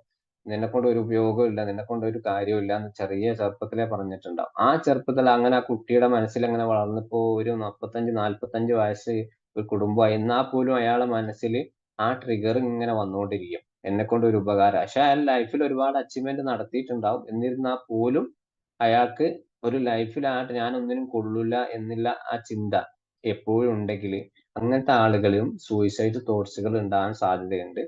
പിന്നെ ഈ നേരത്തെ ഞാൻ പറഞ്ഞില്ലേ ഒരു കാല് വേദന, സന്ധിവേദന അങ്ങനത്തെ ശാരീരികമായിട്ടുള്ള ഒരു വേദനകള് ഫിസിക്കൽ ആയിട്ടുള്ള മൊത്തത്തിൽ അവർക്ക് എപ്പോഴും അവിടെ വേദന, ഇവിടെ വേദന എന്ന് പറഞ്ഞുകൊണ്ടിരിക്കും. പിന്നെ ഇമോഷണൽ ആയിട്ട് എന്തെങ്കിലും കാര്യങ്ങൾ കിട്ടുകയാണെങ്കിൽ അവര് ഇപ്പൊ എന്തെങ്കിലും സങ്കടം വേറെ ആരുടെങ്കിലും സങ്കടം കേൾക്കണ അവര് കരഞ്ഞുകൊണ്ടിരിക്കും അത് കേട്ടിട്ട്.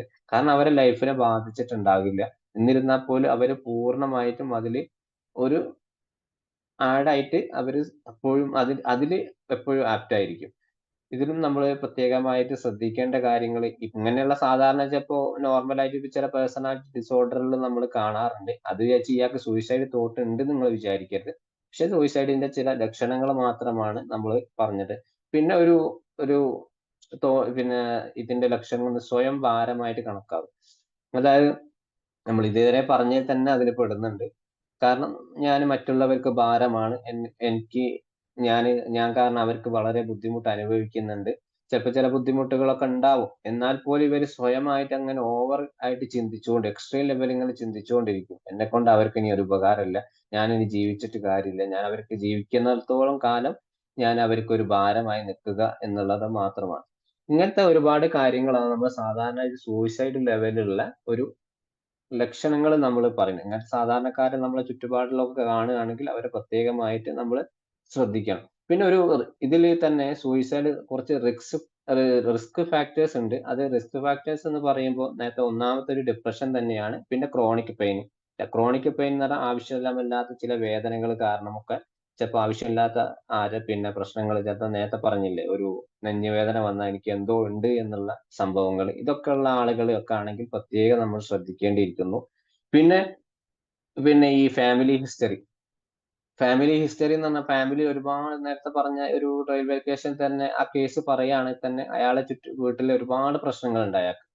എന്നോട് പറഞ്ഞിടത്തോളം കാര്യം നോക്കുകയാണെങ്കിൽ അയാൾ വീട്ടിൽ ഒരുപാട് പറഞ്ഞത് വീട്ടിലെ സാമ്പത്തിക പ്രശ്നത്തെക്കാൾ കൂടുതൽ അയാൾ വീട്ടിലത്തെ കാര്യങ്ങൾ എന്നോട് പറഞ്ഞത്.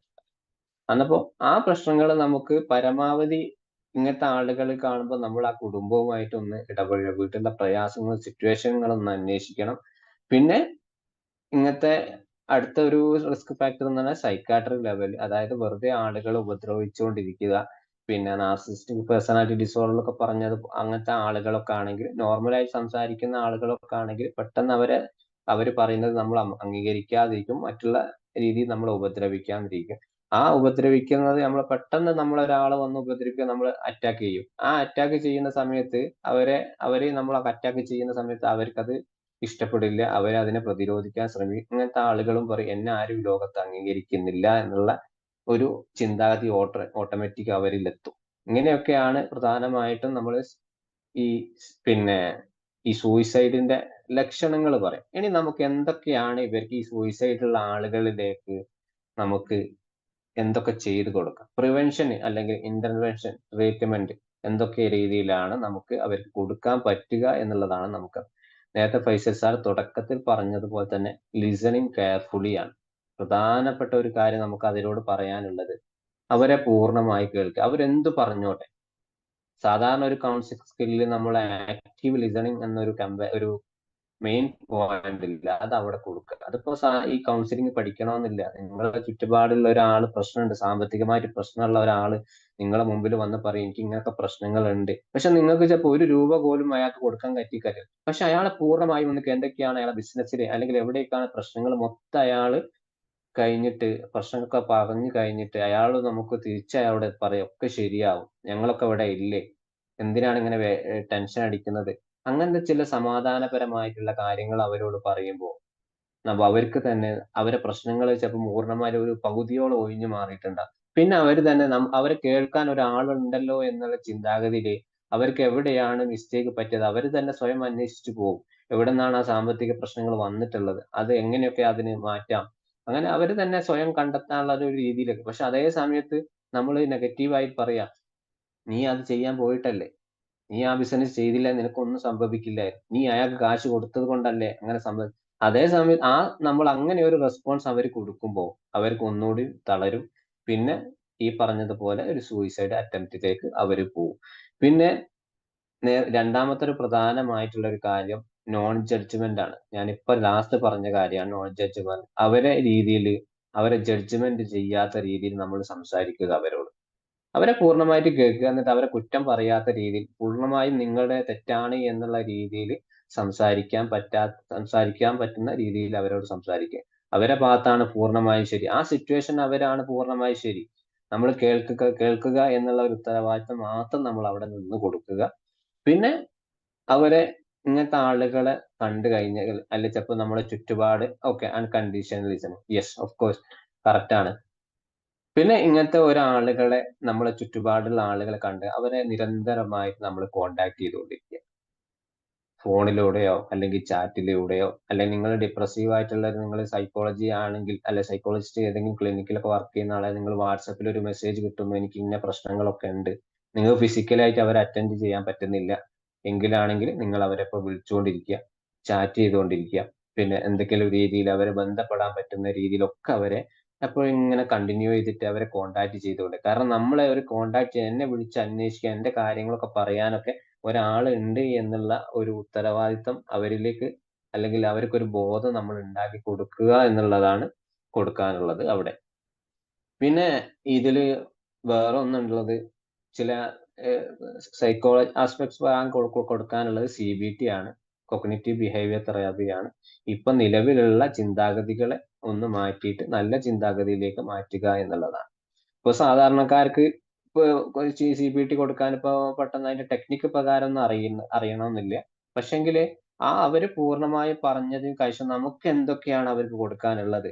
ചിലപ്പോ ഉദാഹരണം പറയുകയാണെങ്കിൽ ഇപ്പൊ ഒരു പ്രശ്നം, എനിക്കിങ്ങനെ പ്രശ്നമുണ്ട്, അല്ലെങ്കിൽ എനിക്ക് ബുദ്ധിമുട്ടുണ്ട്, അല്ലെങ്കിൽ ഇങ്ങനെ പറയുമ്പോ, അയ്യോ അങ്ങനൊക്കെ അവിടെ CBT നമുക്ക് ഉപയോഗിക്കുകയാണ്. ഇങ്ങനെ പറയാം അവരോട്, അയ്യോ നിങ്ങൾ ആ ബുദ്ധിമുട്ടില് എത്രത്തോളം സഹിച്ചില്ലേ, വളരെ കഷ്ടപ്പെടുന്നുണ്ടല്ലേ നിങ്ങൾ ആ ബുദ്ധിമുട്ടില്.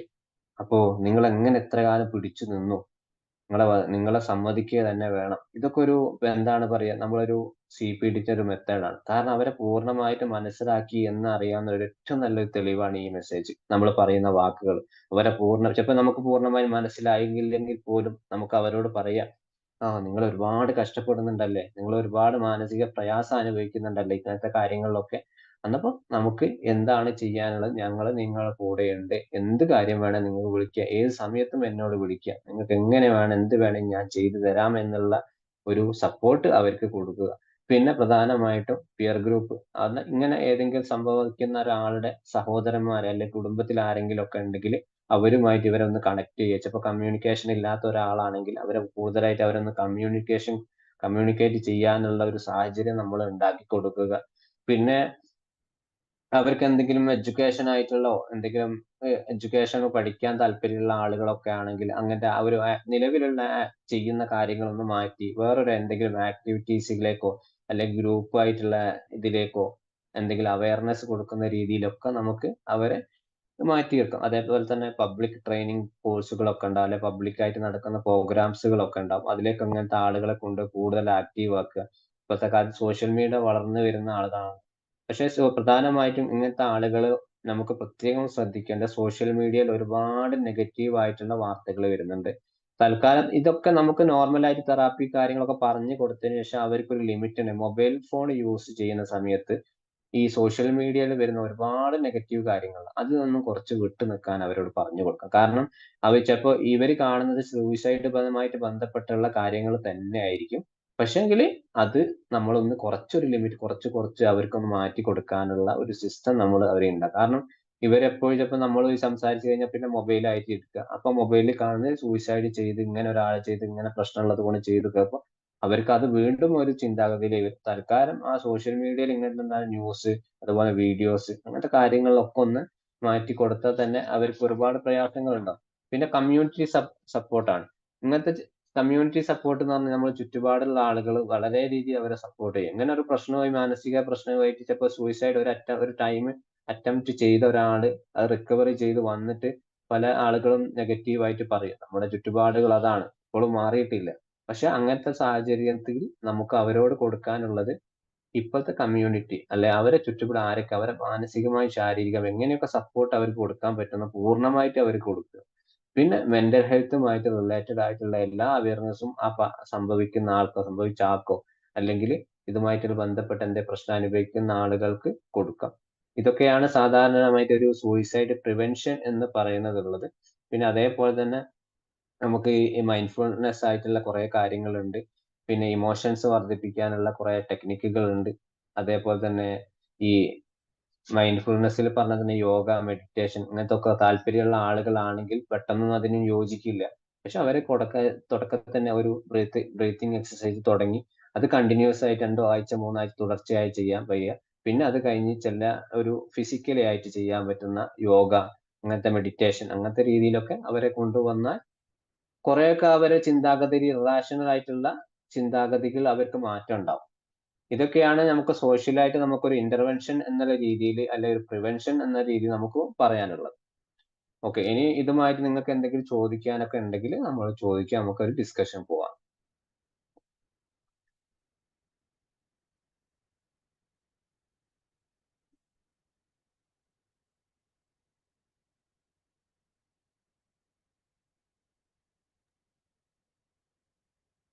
ഹലോ സാറേ. യെസ് പറഞ്ഞോളൂ. സാറിപ്പോ ഹൈപ്പർ കോൺട്രാസ്റ്റ് പറഞ്ഞു, അതായത് രോഗങ്ങളെ ആ കുറിച്ച് പേടിയില്ലേ. ആ ഈ രോഗങ്ങളെ കുറിച്ചുള്ള പേടിയുള്ള ആൾക്ക് ഒരിക്കലും സൂയിസൈഡ് ചെയ്യാൻ പറ്റില്ല. എങ്ങനെ മനസ്സിലായില്ല? രോഗങ്ങളെ കുറിച്ച് ഹൈപ്പോ കോൺട്രാസ്റ്റ് പറഞ്ഞില്ലേ, ആ എനിക്ക് ആ രോഗം പറഞ്ഞു ഉണ്ടാവും, ഈ രോഗം ഉണ്ടാവും എന്നുള്ളത് ഹൈപ്പോ കോൺട്രാസ്റ്റ് എന്നാണ് ആ പറയുക. അത് ഡോക്ടർ ഷോപ്പിംഗ് എന്ന് പറയും. ആ ആ ഈ ഡോക്ടർ ഷോപ്പിംഗ് പക്ഷെ ഉള്ള ഒരാൾക്ക് സൂയിസൈഡിനെ കുറിച്ച് ചിന്തിക്കാൻ പറ്റില്ല. ചിന്തിക്കാൻ പറ്റില്ല എന്ന് പറയാൻ പറ്റില്ലല്ലോ. മീൻസ് ആൾക്ക് കാരണം കമ്മിറ്റ് ചെയ്യാൻ പറ്റില്ല. കാരണം കാരണം എനിക്ക് എന്തോ ആൾക്ക് ഒന്ന് എല്ലാ രോഗത്തെ കുറിച്ച് പേടിയാണ്. ആ അതെ, ആ എല്ലാ രോഗത്ത് കാരണം ഈ രോഗം തന്നെ കീഴടക്കുന്നതിന് മുമ്പ് എനിക്കൊരു സാധ്യത മാത്രമാണ് ഞാൻ പറഞ്ഞത്. അയാൾ അങ്ങനെ ചെയ്യുമെന്ന് ഞാൻ പറഞ്ഞിട്ടില്ല. ഇതിന്റെ കാരണം സിംറ്റംസുകളാണ് ഞാൻ പറഞ്ഞിട്ടുള്ളത്. ഇപ്പൊ ഒന്ന് നമ്മൾ പറഞ്ഞ പോലെ അൺകണ്ടീഷണൽ ലിസണിങ് ഒക്കെ. ആ രണ്ടാമത് നമുക്ക് ആ വ്യക്തിയെ നമ്മുടെ ജീവിതത്തിന്റെ അർത്ഥം പഠിപ്പിക്കലാണ്. ഓക്കെ അതായത് ഒരു വ്യക്തിയുടെ ജീവിതത്തിന്റെ അർത്ഥവും ജീവിതത്തിന്റെ പർപ്പസും രണ്ടാണ്. ഓക്കെ ജീവിതത്തിന്റെ പർപ്പസ് എന്ന് പറഞ്ഞാൽ സുഖിച്ച് ജീവിക്കുക എന്നാണ്. അത് അർത്ഥം എന്ന് തന്നെയാണ് പറഞ്ഞാൽ നമ്മൾ ഇതുവരെ അതായത് നമ്മളെ മുന്നോട്ടുള്ള ജീവിതത്തിലേക്ക് നമ്മൾ അയാളെ കൊണ്ടുപോവുകയാണെന്ന് പറഞ്ഞത് ഇതിന്റെയൊക്കെ അർത്ഥം. അല്ലാണ്ട് ഇപ്പൊ നിലവിലുള്ള കറന്റിലെ സിറ്റുവേഷനിൽ അയാളെ പിടിച്ചു നിർത്തിയിട്ട് അതിലെ അയാളെ വട്ടം ചുറ്റിക്കുക എന്നുള്ളതല്ല. അയാളെ ഇപ്പോഴത്തെ ചിന്താഗതിയിൽ നിന്ന് നമ്മൾ മാറ്റി നല്ലൊരു ജീവിതത്തിലേക്ക് അയാളെ കൊണ്ടുപോവുക. കാരണം അതെ നമ്മളൊരു അതിന് അത് നല്ലൊരു ലിസണർ ആകുമ്പോൾ നമ്മൾ ഞാനിപ്പോ നിങ്ങൾ പറയുന്നത് ലിസണർ ആകുമ്പോൾ നിങ്ങൾ പറയുന്നത് പൂർണ്ണമായിട്ട് കേട്ട് കഴിഞ്ഞാല് ഞാൻ നിങ്ങൾക്ക് തരുന്ന ഒരു എന്ത് കാര്യമാണ് നിങ്ങളോട് അത് പറയുന്നത്, അതിൽ നിന്ന് ചില മാറ്റങ്ങൾ നിങ്ങൾക്ക് ഓട്ടോമാറ്റിക് ഉണ്ടാവും. അല്ലെ നിങ്ങൾ പറയുന്ന എന്താണ് എനിക്കൊരു മാറ്റങ്ങൾ എന്തായാലും ഉണ്ടാവും. വരും. ഉം. അപ്പൊ അവിടെ അതാണ് ജീവിതത്തിന്റെ നമ്മളിവിടെ ഒരു മിനിറ്റ്, ജീവിതത്തിന്റെ അർത്ഥം എന്ന് പറയുന്നത് മറ്റുള്ളവരെ സഹായിക്കുക എന്നാണ്. അതെ ഈ മറ്റുള്ളവരെ സഹായിക്കുന്നതിൽ ഏറ്റവും നല്ല സാധനം ചാരിറ്റിയാണ്. ഈ ചാരിറ്റിയിൽ നമ്പർ 1 എന്ന് പറഞ്ഞാൽ ബ്ലഡ് ഡൊണേഷൻ ആണ്. ഉം. അതൊക്കെ നമുക്ക് അത് പിന്നീടാണല്ലോ പറഞ്ഞു വരുന്നത്. പിന്നെ അത് നമ്മളെ ലിസണിങ് കഴിഞ്ഞതിന് അല്ലെ ശേഷം നമുക്ക് അല്ലെ അവരെ ഡൈവേർട്ട് ആ ചെയ്യാനുള്ള ഒരു വഴിയാണ്. അവിടേക്ക് ഇങ്ങനെയുള്ള ഒരു സൂയിസൈഡ് ചിലപ്പോൾ ഇങ്ങനെ ഒരു അറ്റംപ്റ്റ് ഫസ്റ്റ് അറ്റംപ്റ്റ് ചെയ്ത ഒരാളോട് നമ്മൾ ഈ ലിസണിങ് കഴിഞ്ഞ ശേഷം നിങ്ങൾ പോയിട്ട് ചാരിറ്റി ചെയ്യൂ ബ്ലഡ് ഡൊണേഷൻ ചെയ്തു പറഞ്ഞ് നടക്കുമോ? ഇല്ലല്ലോ. നടക്കും. അതിനൊരു നടക്കില്ല. കാരണം ഒരു സമയമുണ്ട് അതിന്. അയാളുടെ ലൈഫിൽ ഇപ്പൊ എന്തൊക്കെയാണ് നമ്മൾ നേടിയെടുക്കേണ്ടത്. അയാൾ ചിലപ്പോൾ ഒരുപാട് അച്ചീവ്മെന്റ് ഉണ്ടാവും, ചിലപ്പോൾ ഗോൾ സെറ്റിങ്സ് ഉണ്ടാവും, അയാൾക്ക് ഒരുപാട് ലക്ഷ്യങ്ങൾ നേടാനുണ്ടാവും. ആ ലക്ഷ്യങ്ങൾക്ക് ഏകദേശം നമ്മൾ അതിന് കൊടുക്കുകയാണ് വേണ്ടത്. പിന്നെ അതിന് ശേഷം വേണമെങ്കിൽ പിന്നീട് ഇയാൾക്ക് നിങ്ങൾ പറഞ്ഞതുപോലെ ആ ഒരു ഇപ്പൊ നിലവിലുള്ള ചിന്താഗതി മാറിക്കഴിഞ്ഞിട്ട് അയാൾ കുറച്ചുകൂടി ഒന്ന് റിക്കവർ ചെയ്ത് നമുക്ക് തോന്നുകയാണെങ്കിൽ അയാൾ പറയാം ഇങ്ങനെ ഒരു ചാരിറ്റി ഉണ്ട്, നിങ്ങളെ ബ്ലഡ് കൊടുത്ത് മറ്റൊരാൾക്ക് ഒരു ജീവൻ കിട്ടും, എന്നപ്പോ അതിന് നിങ്ങൾക്ക് താല്പര്യം ഉണ്ടെങ്കിൽ നിങ്ങൾക്ക് ജോയിൻ ചെയ്യാം, നിങ്ങൾക്ക് നമുക്ക് അത് മുന്നോട്ട് പോകാന്നൊക്കെ പറഞ്ഞു കൊടുക്കാം. കാരണം അല്ലാണ്ട് ചാരിറ്റിയിൽ 5 നമുക്ക് സാധനങ്ങളുണ്ട്. അതെ ചാരിറ്റിയിൽ ഒക്കെ 5 അത് ഫസ്റ്റ് ചാരിറ്റിയിൽ ഒരുപാട് സാധ്യതകൾ നമ്മുടെ ലോകത്തുണ്ട്. പ്രൊമോട്ട് ചെയ്ത് കഴിഞ്ഞാൽ അതിന് ആ ഒരുപാട് റിസൾട്ട് ഉണ്ട്. കാരണം ഞാൻ വർക്ക് ചെയ്യുന്ന ആളാണ് ഈ ഫീൽഡില്, അതുകൊണ്ട് പറഞ്ഞതാണ്. ആയിക്കോട്ടെ നിങ്ങൾക്ക് എക്സ്പീരിയൻസ് ഉള്ളത് കൊണ്ട് നിങ്ങൾ പറയുന്നു. ആ എനിക്കൊരു എക്സ്പീരിയൻസ് ആയി ഇപ്പോ ഏതായാലും. ഒന്ന് അതില് ഫസ്റ്റ് എന്ന് പറയുന്നത് ബ്ലഡ് ഡൊണേഷൻ ആണ്. ഓക്കെ സെക്കൻഡ് എന്ന് പറഞ്ഞാൽ നമ്മുടെ ഓർഗൻ ഡൊണേഷൻ ആണ്. അത് കണ്ടീഷൻ അപ്ലൈ ആണ്, കാരണം എനിക്കിപ്പോ എന്റെ ഹാർട്ട് കൊടുക്കാൻ പറ്റില്ല. ഓക്കെ തേർഡ് എന്ന് പറയുന്നത് ഫുഡാണ്. ഫോർത്ത് എന്ന് പറയുന്നത് സ്മൈലാണ്. ഫിഫ്ത് എന്ന് പറയുന്നത് ഫിനാൻസ്. ഓക്കെ ഇത് 5ഉം ഓക്കെയാണ്.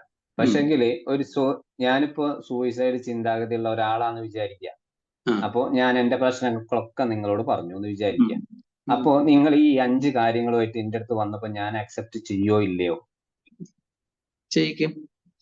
നമ്മുടെ കോഗ്നിഷൻ എങ്ങനെ? മാറ്റാമല്ലോ. ആ കോഗ്നിഷൻ മാറ്റാനാണ് നമ്മളിപ്പോ ഇതുവരെ ചെയ്തുകൊണ്ടിരിക്കുന്നത്. ആദ്യത്തെ ഈ സ്റ്റേജ് ഒക്കെ കഴിഞ്ഞ് ലാസ്റ്റ് അതിനെ ഞാനും പറഞ്ഞിട്ടുള്ളത്, ഈ സ്റ്റേജ് കോഗ്നിഷൻ സ്റ്റേജ് കഴിഞ്ഞിട്ടുള്ള അവസാനത്തെ എൻഡിലേക്ക് നിങ്ങൾ ഈ പറഞ്ഞ 5 കാര്യങ്ങളും ഒക്കെ നമുക്ക് ഉൾപ്പെടുത്തും. അതിപ്പോ ഈ അൺകണ്ടീഷണൽ ലിസണിങ്ങില് അവര് പറയണ കാര്യങ്ങൾ മുഴുവൻ കേട്ടിരുന്നാൽ തന്നെ അവരുടെ ഇമോഷൻസ് കുറെ റിലീസായി. ഓക്കെ എന്നാൽ പെട്ടെന്ന് ഈ മൂഡ് സ്വിങ്സ് ഉള്ള ആളുകളാണെങ്കിലോ ഇമോഷൻ പൂർണ്ണമായിട്ട് കേട്ടു. ഞാനിപ്പോ ഇതിലിപ്പോ ആരെങ്കിലും ഒരാൾ കേട്ട് ഓക്കെ നിങ്ങൾ ഇമോഷൻ പൂർണ്ണമായി ഞാൻ കേട്ട് ചിലപ്പോൾ എന്തെങ്കിലും മാറ്റങ്ങൾ ഉണ്ടായി എന്ന് വിചാരിക്കുക. അന്നപ്പോ കുറച്ച് ചിലപ്പോൾ അരമണിക്കൂർ കഴിഞ്ഞ് പിന്നെ ഇയാൾക്ക് ഇതേപോലെ ചിന്താഗതി വീണ്ടും വന്നതിൽ ഉറപ്പുണ്ടോ വരുമോ ഇല്ല എന്നുള്ളത്, മാറുമോ ഇല്ലെന്നോ? അതേപോലെ ഇപ്പൊ നിങ്ങൾക്ക് എന്തെങ്കിലും ഡിസ്റ്റർബൻസ് ഫോളോ അപ്പ് പറയാം. അതാ പറഞ്ഞത്, നമ്മൾ അതിന്റെ ഓരോ സ്റ്റെപ്പുകളുണ്ട്. നിങ്ങൾ പറഞ്ഞ ലിസണിങ് കെയർ ചെയ്തതിനു ശേഷം നമ്മൾ അതിനെ ഫോളോ അപ്പ് എന്താണ് അവരെ കോണ്ടാക്ട് ചെയ്തുകൊണ്ടിരിക്കുക. ഇതിന് ശേഷം നിങ്ങൾ ഈ പറഞ്ഞ ബ്ലഡ് ഡൊണേഷനും ഓർഗൻസും കാരണം ചാരിറ്റിയും ഒക്കെ നമുക്ക് പെട്ടെന്ന് ചിലപ്പോൾ ഈ കണ്ടിന്യൂസ് ചിലപ്പോൾ 3 മാസം പോലും ഇയാളോട് ഒന്നും പറയാൻ പറ്റില്ല. അത്രയും സിവിയർ ആയിട്ടുള്ള ഒരാൾക്കാണെങ്കിൽ ഈ പറഞ്ഞതുപോലെ നോർമൽ ആയിട്ട് നിങ്ങൾ പോലെ സാധാരണക്കാർ ചിലപ്പോൾ ഈ ആത്മഹത്യ ചിന്തിക്കുന്ന ആൾക്കാരൊക്കെ ആണെങ്കിൽ അവരോട് ഇങ്ങനെ പറയാം, ഇങ്ങനത്തെ നിങ്ങൾ ഈ പറഞ്ഞ 5 കാര്യങ്ങൾ നമുക്ക് ഇങ്ങനെയൊക്കെ ഒരു പ്രോഗ്രാംസ് ഉണ്ട്, ചാരിറ്റി ഉണ്ട്, നമ്മുടെ ലൈഫിൽ ഇനിയും കുറെ കാര്യങ്ങളുണ്ട് നേടാൻ, അതൊക്കെ നമുക്ക് അവരോട് പറഞ്ഞോളൂ. ഞാൻ നിങ്ങൾ പറഞ്ഞത് പൂർണ്ണമായി തെറ്റി എന്നല്ല പറഞ്ഞു കേട്ടോ, ഞാൻ അതിനേക്കാൾ വേറൊരു അതെ രീതിയിൽ അതെ അല്ല പറഞ്ഞതേ ഉള്ളൂ. ഇതിലിപ്പോ രണ്ടുപേരും പറഞ്ഞത് കറക്റ്റ് തന്നെയാണ്. രണ്ടുപേരും പറഞ്ഞത് ശരിയാണ്. But it depends on situation. ഇപ്പോ ഇവിടെ യെസ് സാറ് സിറ്റുവേഷൻ. മറ്റേ സാറിന്റെ പേരെന്തായിരുന്നു? മൈൻക്രാഫ്റ്റിന്റെ സാറിന്റെ പേരെന്തായിരുന്നു? ജയൻ നമ്പൂതിരി. ജയൻ നമ്പൂതിരി അല്ലേ? സാർ എന്തായിട്ടാണ് വർക്ക് ചെയ്യുന്നത്? ഞാൻ തൃശ്ശൂരാണ്. എന്തായിട്ടാണ് വർക്ക് ചെയ്യുന്നത്? ഞാൻ ബിഹേവിയർ തെറാപ്പിസ്റ്റ് ആണ്. സൈക്കോളജിസ്റ്റ് ആണ് അല്ലേ? ആ ഓക്കെ ഓക്കെ. അപ്പൊ സാറിന്റെ ഒരു എക്സ്പീരിയൻസിൽ സാർ പറഞ്ഞതാണ്. ബട്ട് ഇറ്റ് ഡിപ്പെൻസ് അല്ലേ? നമ്മുടെ ഈ Yeah. സൈക്കോളജിയിൽ നമുക്കറിയാലോ, ഒരാൾ നമ്മൾ അടുത്തെത്തി കഴിഞ്ഞാൽ എവരി പേഴ്സൺ ഈസ് ഇൻഡിവിജ്വൽ. ഒരാൾ അടുത്ത് വന്നു കഴിഞ്ഞാൽ അയാൾക്ക് എന്ത് തെറാപ്പി കൊടുക്കുന്നു ഇറ്റ് ഡിപ്പെൻസ് ആണ്. എല്ലാവർക്കും റിലാക്സേഷനോ CBT ഒന്നും കൊടുക്കാൻ പറ്റില്ല.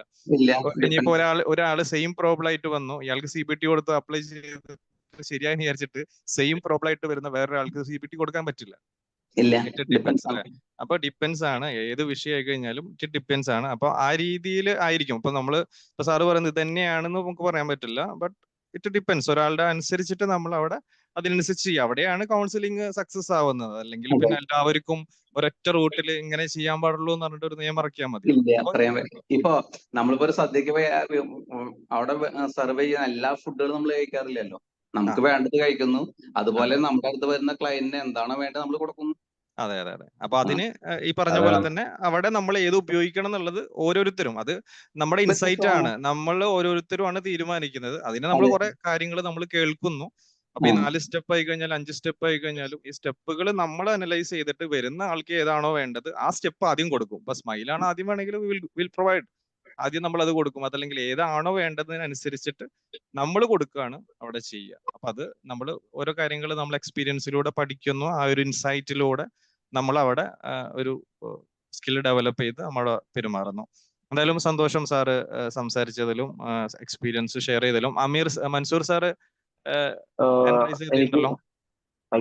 എനിക്ക് നിസാവ് സാറിന്റെ അടുത്തൊരു ഡൗട്ട് ചോദിക്കാൻ. എനിക്ക് 2 ഫ്രണ്ട്സ് ഉണ്ടായിരുന്നു. രണ്ടുപേരും ഒരാള് ഹിപ്നോതെറാപ്പിസ്റ്റ് ആയിരുന്നു.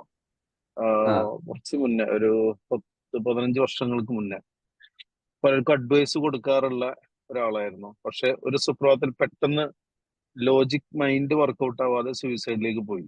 ഇതിന് എക്സാക്ട്ലി എതിരുള്ള ആളായിരുന്നു.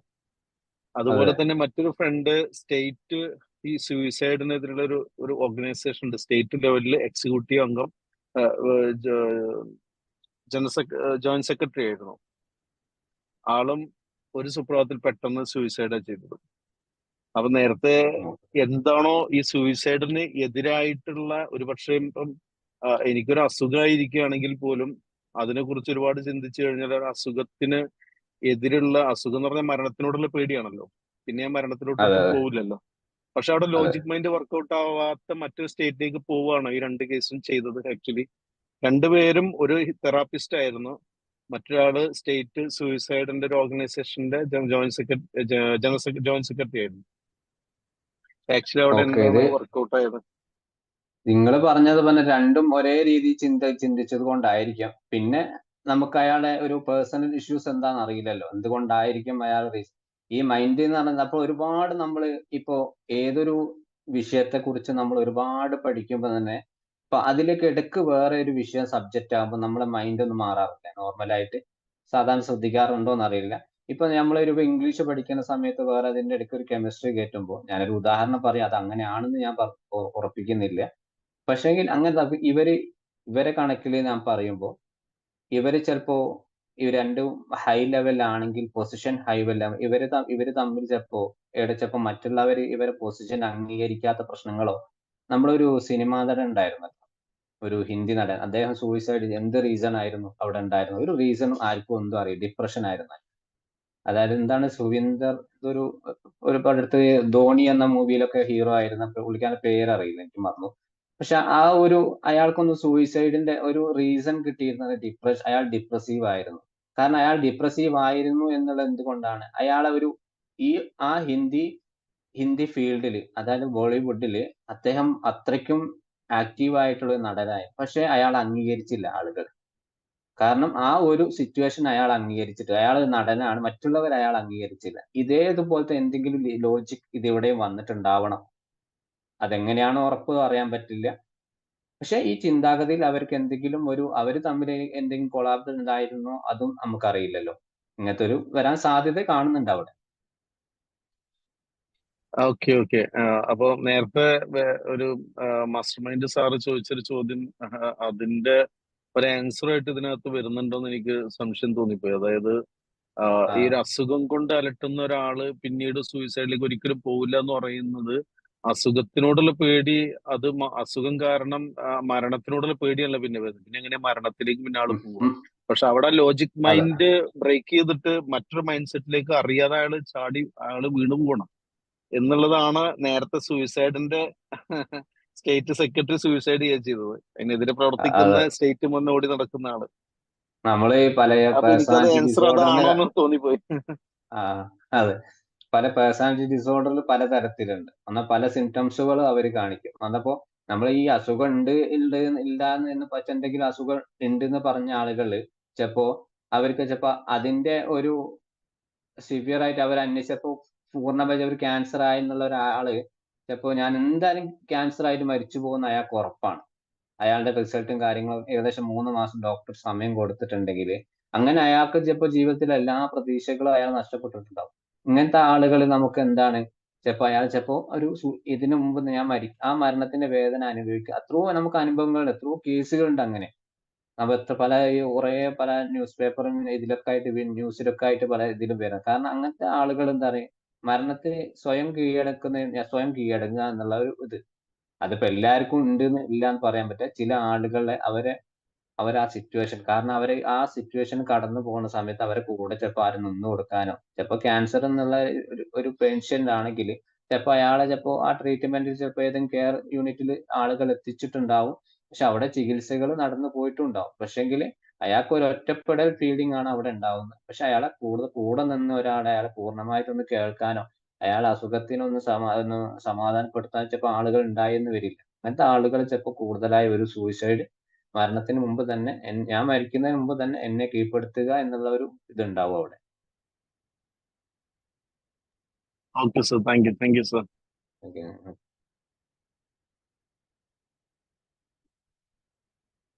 ഇനി ആർക്കെങ്കിലും?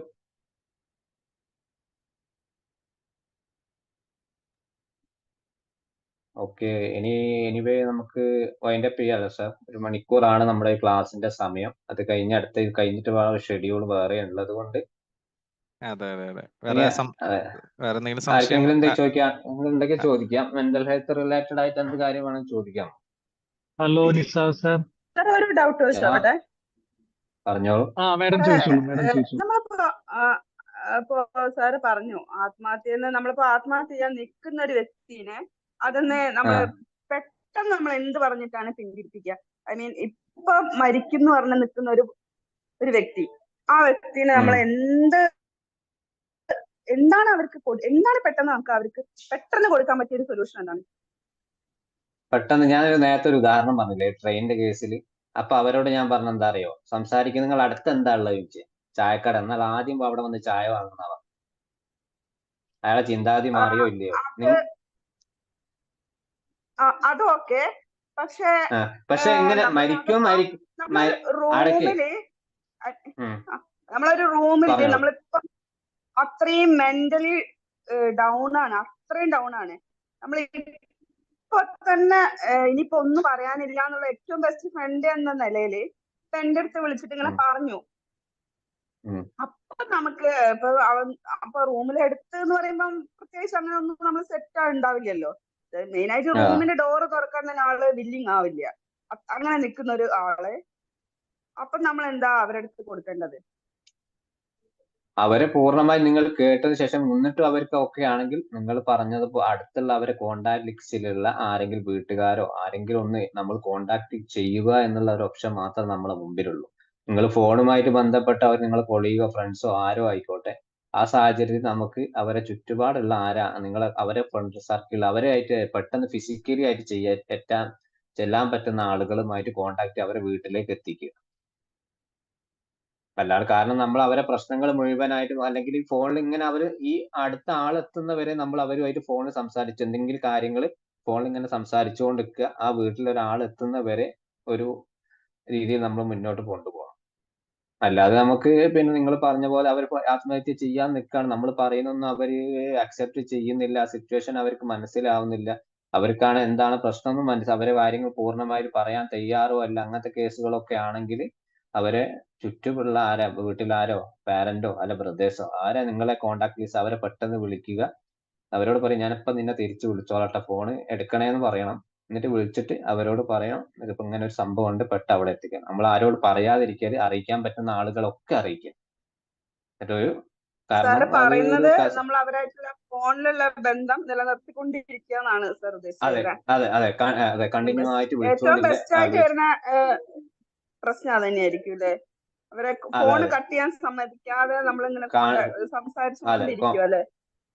അവരെ വെച്ച് സംസാരിച്ചുകൊണ്ടിരിക്കുക, കോണ്ടാക്ട്. കാരണം അവരെ നമ്മളെ സംസാരത്തിൽ എന്തെങ്കിലും വിഷയങ്ങൾ എന്തോ ആയിക്കോട്ടെ, ചിലപ്പോ ആ സിറ്റുവേഷൻ ഒന്ന് മാറ്റിയിട്ട് ചിലപ്പോ നിങ്ങൾ തമ്മിൽ കഴിഞ്ഞു പോയ എന്തെങ്കിലും നല്ല രസകരമായ ചില മൊമെന്റുകൾ ഒക്കെ എടുത്ത് പറയുക. കാരണം നമുക്ക് ആ സംസാരത്തിന്റെ ലെങ്ത് ഒന്ന് കൂട്ടിക്കിട്ടണം, അതിന് വേണ്ടിയിട്ടാണ്. കാരണം ഇപ്പൊ നിങ്ങൾ സ്കൂൾ പഠിച്ചത്, കോളേജിൽ പഠിച്ച, ജോലി ചെയ്യുന്ന സമയത്ത് നല്ല കുറെ നിമിഷങ്ങളൊക്കെ ഉണ്ടാവും, നിനക്ക് അത് ഓർമ്മയില്ല, ഇത് ഓർമ്മയില്ല. കാരണം അവർ ഫോണ് കട്ട് ചെയ്ത് പോയത്. ചിലപ്പോ അവര് സംസാരിക്കുന്നുണ്ട്, നീ എന്തിനാ ഈ സമയത്ത് ഇതൊക്കെ പറയുന്നത്, എനിക്കിതൊന്നും കേൾക്കാൻ താല്പര്യം. അപ്പൊ എന്നാലും നമ്മൾ അവരെ പുഷ് ചെയ്തുകൊണ്ടിരിക്കുക, നീ കേൾക്കണം, കാരണം നീ മരിച്ചു പോയി കഴിഞ്ഞാൽ പിന്നെ ഇതൊന്നും കേൾക്കാൻ എനിക്ക് ആരും ഉണ്ടാവില്ല എന്നുള്ള രീതിയിൽ അവരോട് പറയും. അപ്പൊ അവർക്ക് കുറച്ചെങ്കിലും ഒരു അലിവ് ഉണ്ടാവാൻ കൂടുതൽ ചാൻസ്. പൂർണ്ണമാണെന്ന് പറയാൻ പറ്റില്ല, അവരെ ഡിപ്രസീവ് എത്ര ലെവലിലാണ് നമുക്ക് അറിയില്ലല്ലോ. അപ്പൊ അതിനനുസരിച്ച് നമ്മൾ ഈ കോണ്ടാക്ട് ലെവൽ എപ്പോഴും കീപ്പ് ചെയ്തുകൊണ്ടിരിക്കുക. ഓക്കെ ശരി sir, thank you. Hello Nisar sir. പറഞ്ഞോളൂ അമീർ സാർ. സെഷൻ നല്ല സെഷൻ ആയിരുന്നു, ഇൻഫോർമേറ്റീവ് ആയിരുന്നു. പിന്നെ ചോദിച്ച ചോദ്യങ്ങളൊക്കെ ഞാൻ കേട്ടു.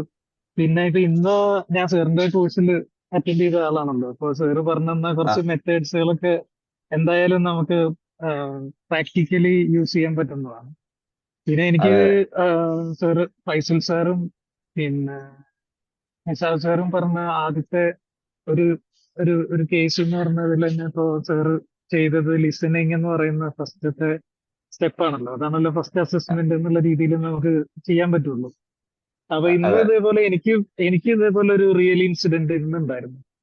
അപ്പൊ ഞാന് സാറ് പറഞ്ഞ പോലെ അപ്പൊ അവർക്ക് ഇപ്പൊ മെയിനായിട്ട് ചിലപ്പോൾ അവരെ കുറിച്ചിട്ടുള്ള കൺസേൺ ആയിരിക്കില്ല കൂടുതലും, അവർക്ക് മറ്റുള്ളവരെ കുറിച്ചിട്ടുള്ള കൺസേൺ കൊണ്ടായിരിക്കാം ചിലപ്പോൾ അവർ ഇമോഷണലി ബ്രേക്ക് ആയി പോകുന്നു, വൾനറബിൾ ആയി പോകുന്നു. അപ്പൊ ഒന്നും പറയില്ല. അതന്നെ. പക്ഷെ സാറ് പറഞ്ഞ കുറെ മെത്തേഡുകൾ ഉണ്ടല്ലോ, നമുക്ക് പറഞ്ഞു കൊടുക്കാൻ പറ്റുന്ന ഒരു മെത്തേഡ് ഉണ്ട്. അതിൽ ഒന്നാമത്തത് ലിസണും ചെയ്യുക, പിന്നെ അവരെ കുറ്റപ്പെടുത്താതിരിക്കുക, പിന്നെ മെയിൻ ആയിട്ട് ഒരു എമ്പതി, അവർക്ക് സ്നേഹിക്കപ്പെടുന്നുണ്ടോ എന്നുള്ള ഒരു സംശയം വരുന്ന സമയത്താണല്ലോ വേറെ ഇതേപോലെ അവർ ബ്രേക്ക് ആയി പോകുന്നത്, വേറെ ഈ ഒരു അറ്റംപ്റ്റിന് വേണ്ടിയിട്ട് അവർ ചിന്തിക്കുന്നത് തന്നെ. അപ്പൊ എനിക്ക് തോന്നുന്നത് നമ്മള് എന്തായാലും അവര് ലിസൺ ചെയ്യുന്ന ആള് എന്ന് പറയുന്നത് എന്തായാലും കുറച്ച് കോൺഷ്യസ്ലി ഇരിക്കുന്ന ആളായിരിക്കും. ആൾക്ക് എന്തായാലും മനസ്സിലാവും ഇയാൾ പറഞ്ഞു വരുന്നത് കേൾക്കുമ്പോ തന്നെ. അപ്പൊ പിന്നെ നമുക്ക് ആ ട്രാക്കിലേക്ക് കൊണ്ടുവരാൻ പറ്റുന്ന തന്നെയാണ്. നമ്മള് അതിന് ആള് പ്രോപ്പറായിട്ട് ലിസൺ ചെയ്ത് ആ ഒരു ട്രാക്കിലേക്ക് കൊണ്ടുവന്നാൽ തന്നെ കുറെയൊക്കെ ആളൊന്നും കൂടി നോർമലായി തിരിച്ചു വരും എന്നുള്ളതാണ്. എന്താ സാർ അതിന്റെ അഭിപ്രായം? അങ്ങനെ തന്നെയാണ് വേണ്ടത്. അവരെ കയ്യിൽ 20% ആണെങ്കിൽ നമ്മൾ 60% എമ്പതി ആവണം. കാരണം അവര് കരയാൻ ശ്രമിക്കുകയാണെങ്കിൽ നമ്മൾ പൊട്ടിക്കരയാന്നുള്ള അർത്ഥം, പൊട്ടിക്കരയാന്നല്ല അർത്ഥം. പക്ഷെ അവരെ പൂർണ്ണമായിട്ടും ഞാൻ മനസ്സിലാക്കി, നിങ്ങളെ പൂർണ്ണമായും ഞാൻ കേട്ടു, അന്നപ്പോ നിങ്ങൾക്ക് ഇങ്ങനെയൊക്കെ പ്രശ്നങ്ങളുണ്ട്, ഒരുപാട് പ്രയാസമാണ്, നമുക്ക് ഒരുമിച്ച് എന്തെങ്കിലും ചെയ്യാൻ പറ്റും, ഒക്കെ ചെയ്യാന്നുള്ള ചിലപ്പോൾ ഒരൊറ്റ വാക്ക് മതിയാവും ഒരു ലൈഫ് തന്നെ മാറ്റിയെടുക്കാൻ. പലർക്കും എന്ന് പറഞ്ഞാൽ ചുറ്റുപാട് നമ്മളെ ഇടയിലൊക്കെ പല പ്രശ്നങ്ങളുള്ള ആളുകളുണ്ട്. അപ്പൊ അവർക്കൊന്നും ഇതേ ഒന്ന് കേൾക്കാൻ ചിലപ്പോൾ ആരും ഉണ്ടാവും. വീട്ടിലൊക്കെ ചിലപ്പോൾ ഒരുപാട് ആളുകൾ ഉണ്ടാവും, ഫ്രണ്ട്സ് ഉണ്ടാവും. പക്ഷെ സ്വയം ഒരു പ്രശ്നം, ഒരു തുറന്നു പറച്ചിൽ എന്ന ഒരു സ്പേസ് ആർക്കും ഇല്ലാത്തപ്പോഴാണ് ഇങ്ങനത്തെ കുറെ ഡിപ്രസീവ് മേജർ പ്രശ്നങ്ങളിലൊക്കെ പലരെയും കൊണ്ടുപോകുന്നത്. അറ്റ്ലീസ്റ്റ് നമ്മുടെ ചുറ്റുള്ള ആളുകൾ, നമ്മുടെ വീട്ടിലുള്ള ആളുകൾ എന്തെങ്കിലും പ്രശ്നങ്ങളുണ്ട് അവർക്കൊന്ന് നമ്മളൊന്ന് അന്വേഷിച്ചു കഴിഞ്ഞാൽ അവരൊക്കെ എന്തൊക്കെയാണ്, നമ്മളെ കുട്ടികൾ എന്തൊക്കെ ഡെയിലി എന്തൊക്കെ അനുഭവിക്കുന്നുണ്ട്, എന്തൊക്കെ പ്രയാസങ്ങളുണ്ട് അവർക്ക്, ഇതൊക്കെ ഒന്ന് നമ്മളായിട്ടൊന്ന് ചോദിച്ചറിയുമ്പോൾ തന്നെ ഒരുപാട് മാറ്റങ്ങൾ നമ്മുടെ ലൈഫിലുണ്ടാവും, അവരുടെ ലൈഫിലും. ശരിയാണ്, ശരിയാണ്. പിന്നെ ഒരു കാര്യം കൂടി, ഇതിനകത്ത് നമ്മള് സൂസൈഡ് ചെയ്യുന്നതെന്ന് പറയുന്നതിൽ പ്രായ വ്യത്യാസമൊന്നുമില്ല. ഇപ്പൊ കൂടുതലും അതൊന്നുമില്ല. അഡൽട്ട്, ആ അതെ, ഇപ്പൊ നമ്മള് ഏറ്റവും കൂടുതൽ കാണുന്ന ഈ അഡൽട്സ് ആണ് ഇപ്പൊ അഡൽട്ട് ആണ്. കാണുന്നത്. അതെ, യങ്സ്റ്റേഴ്സ് ആണ് ഇപ്പൊ കൂടുതലും കാണുന്നത്. അതെ, അവരെ ഈ മനസ്സിലാക്കാൻ പറ്റുന്നില്ല എന്നുള്ളതായിരിക്കും ചിലപ്പോ അല്ലെ. അതെ, ഈ സോഷ്യൽ മീഡിയന്റെ ഉപയോഗം കാരണം പലതരത്തിലുള്ള ആളുകളാണല്ലോ പല തരത്തിലുള്ള ന്യൂസാണ് ഇവർ കേൾക്കുന്നത്. ചിലപ്പോൾ മിസ്യൂസ് ചെയ്യുന്ന ആളുകൾ ഉണ്ടാവും ഈ കുട്ടികളെ കൊണ്ട്. അപ്പൊ അത് അവർക്ക് പെട്ടെന്ന് കാരണം വളരെ ഹൈപ്പായിട്ട് എല്ലാ വീഡിയോസും അവർ ചെയ്ത് പെട്ടെന്ന് ഒരു നെഗറ്റീവ് കമന്റ് അവർക്ക് കിട്ടുമ്പോൾ അത് അവർക്ക് താങ്ങാൻ പറ്റുന്നില്ല. അതേപോലെ പല കേസുകളും ഉണ്ടാവും. ശരിയാണ് സാർ. എന്തായാലും സെഷൻ, പിന്നെ സാറ് പറഞ്ഞു തന്ന ടിപ്സുകളൊക്കെ വളരെ ഇൻഫോർമേറ്റീവ് ആണ്. അത് അത് പറയാതിരിക്കാൻ പറ്റില്ല. കാരണം ഓക്കെ, ഈ താങ്ക്സ്. പ്രോജക്റ്റ് ഈ CBT തന്നെയാണ്. അത് എനിക്ക് താങ്ക്സ് സാറിനോടും ഫൈസൽ സാറിനോടും താങ്ക്സ് ഉണ്ട്. നെക്സ്റ്റ് സെഷനിൽ കാണാം. Okay sir, thank you. Thank you so much. So വളരെ മനോഹരമായിട്ടുള്ള ഒരു സെഷൻ നമ്മൾ വൈൻഡപ്പിലേക്ക് പോകുന്നു. സോ നമ്മൾ ഓവറോൾ ഈ ഒരു സെഷനിൽ നമ്മൾ പഠിച്ചത് മറ്റുള്ളവരെ കേൾക്കാനും മറ്റുള്ളവരെ നന്നായിട്ട് പെരുമാറാനും ഒക്കെ ഉള്ള ഒരു സ്വഭാവത്തിലേക്ക് നമ്മൾ ഓരോരുത്തരും മാറുക എന്നുള്ളതാണ്. നമ്മളൊരു ഈസി ആക്സസ് ആവുക, എല്ലാവരും ഒരു ഈസി ആക്സസ് ആവണം, ഒരു ഓപ്പൺ മൈൻഡഡ് ആവണം. നിങ്ങളുടെ അടുത്തേക്ക് ഒരു കാര്യം പറയാൻ മറ്റുള്ളവർക്ക് തോന്നണം.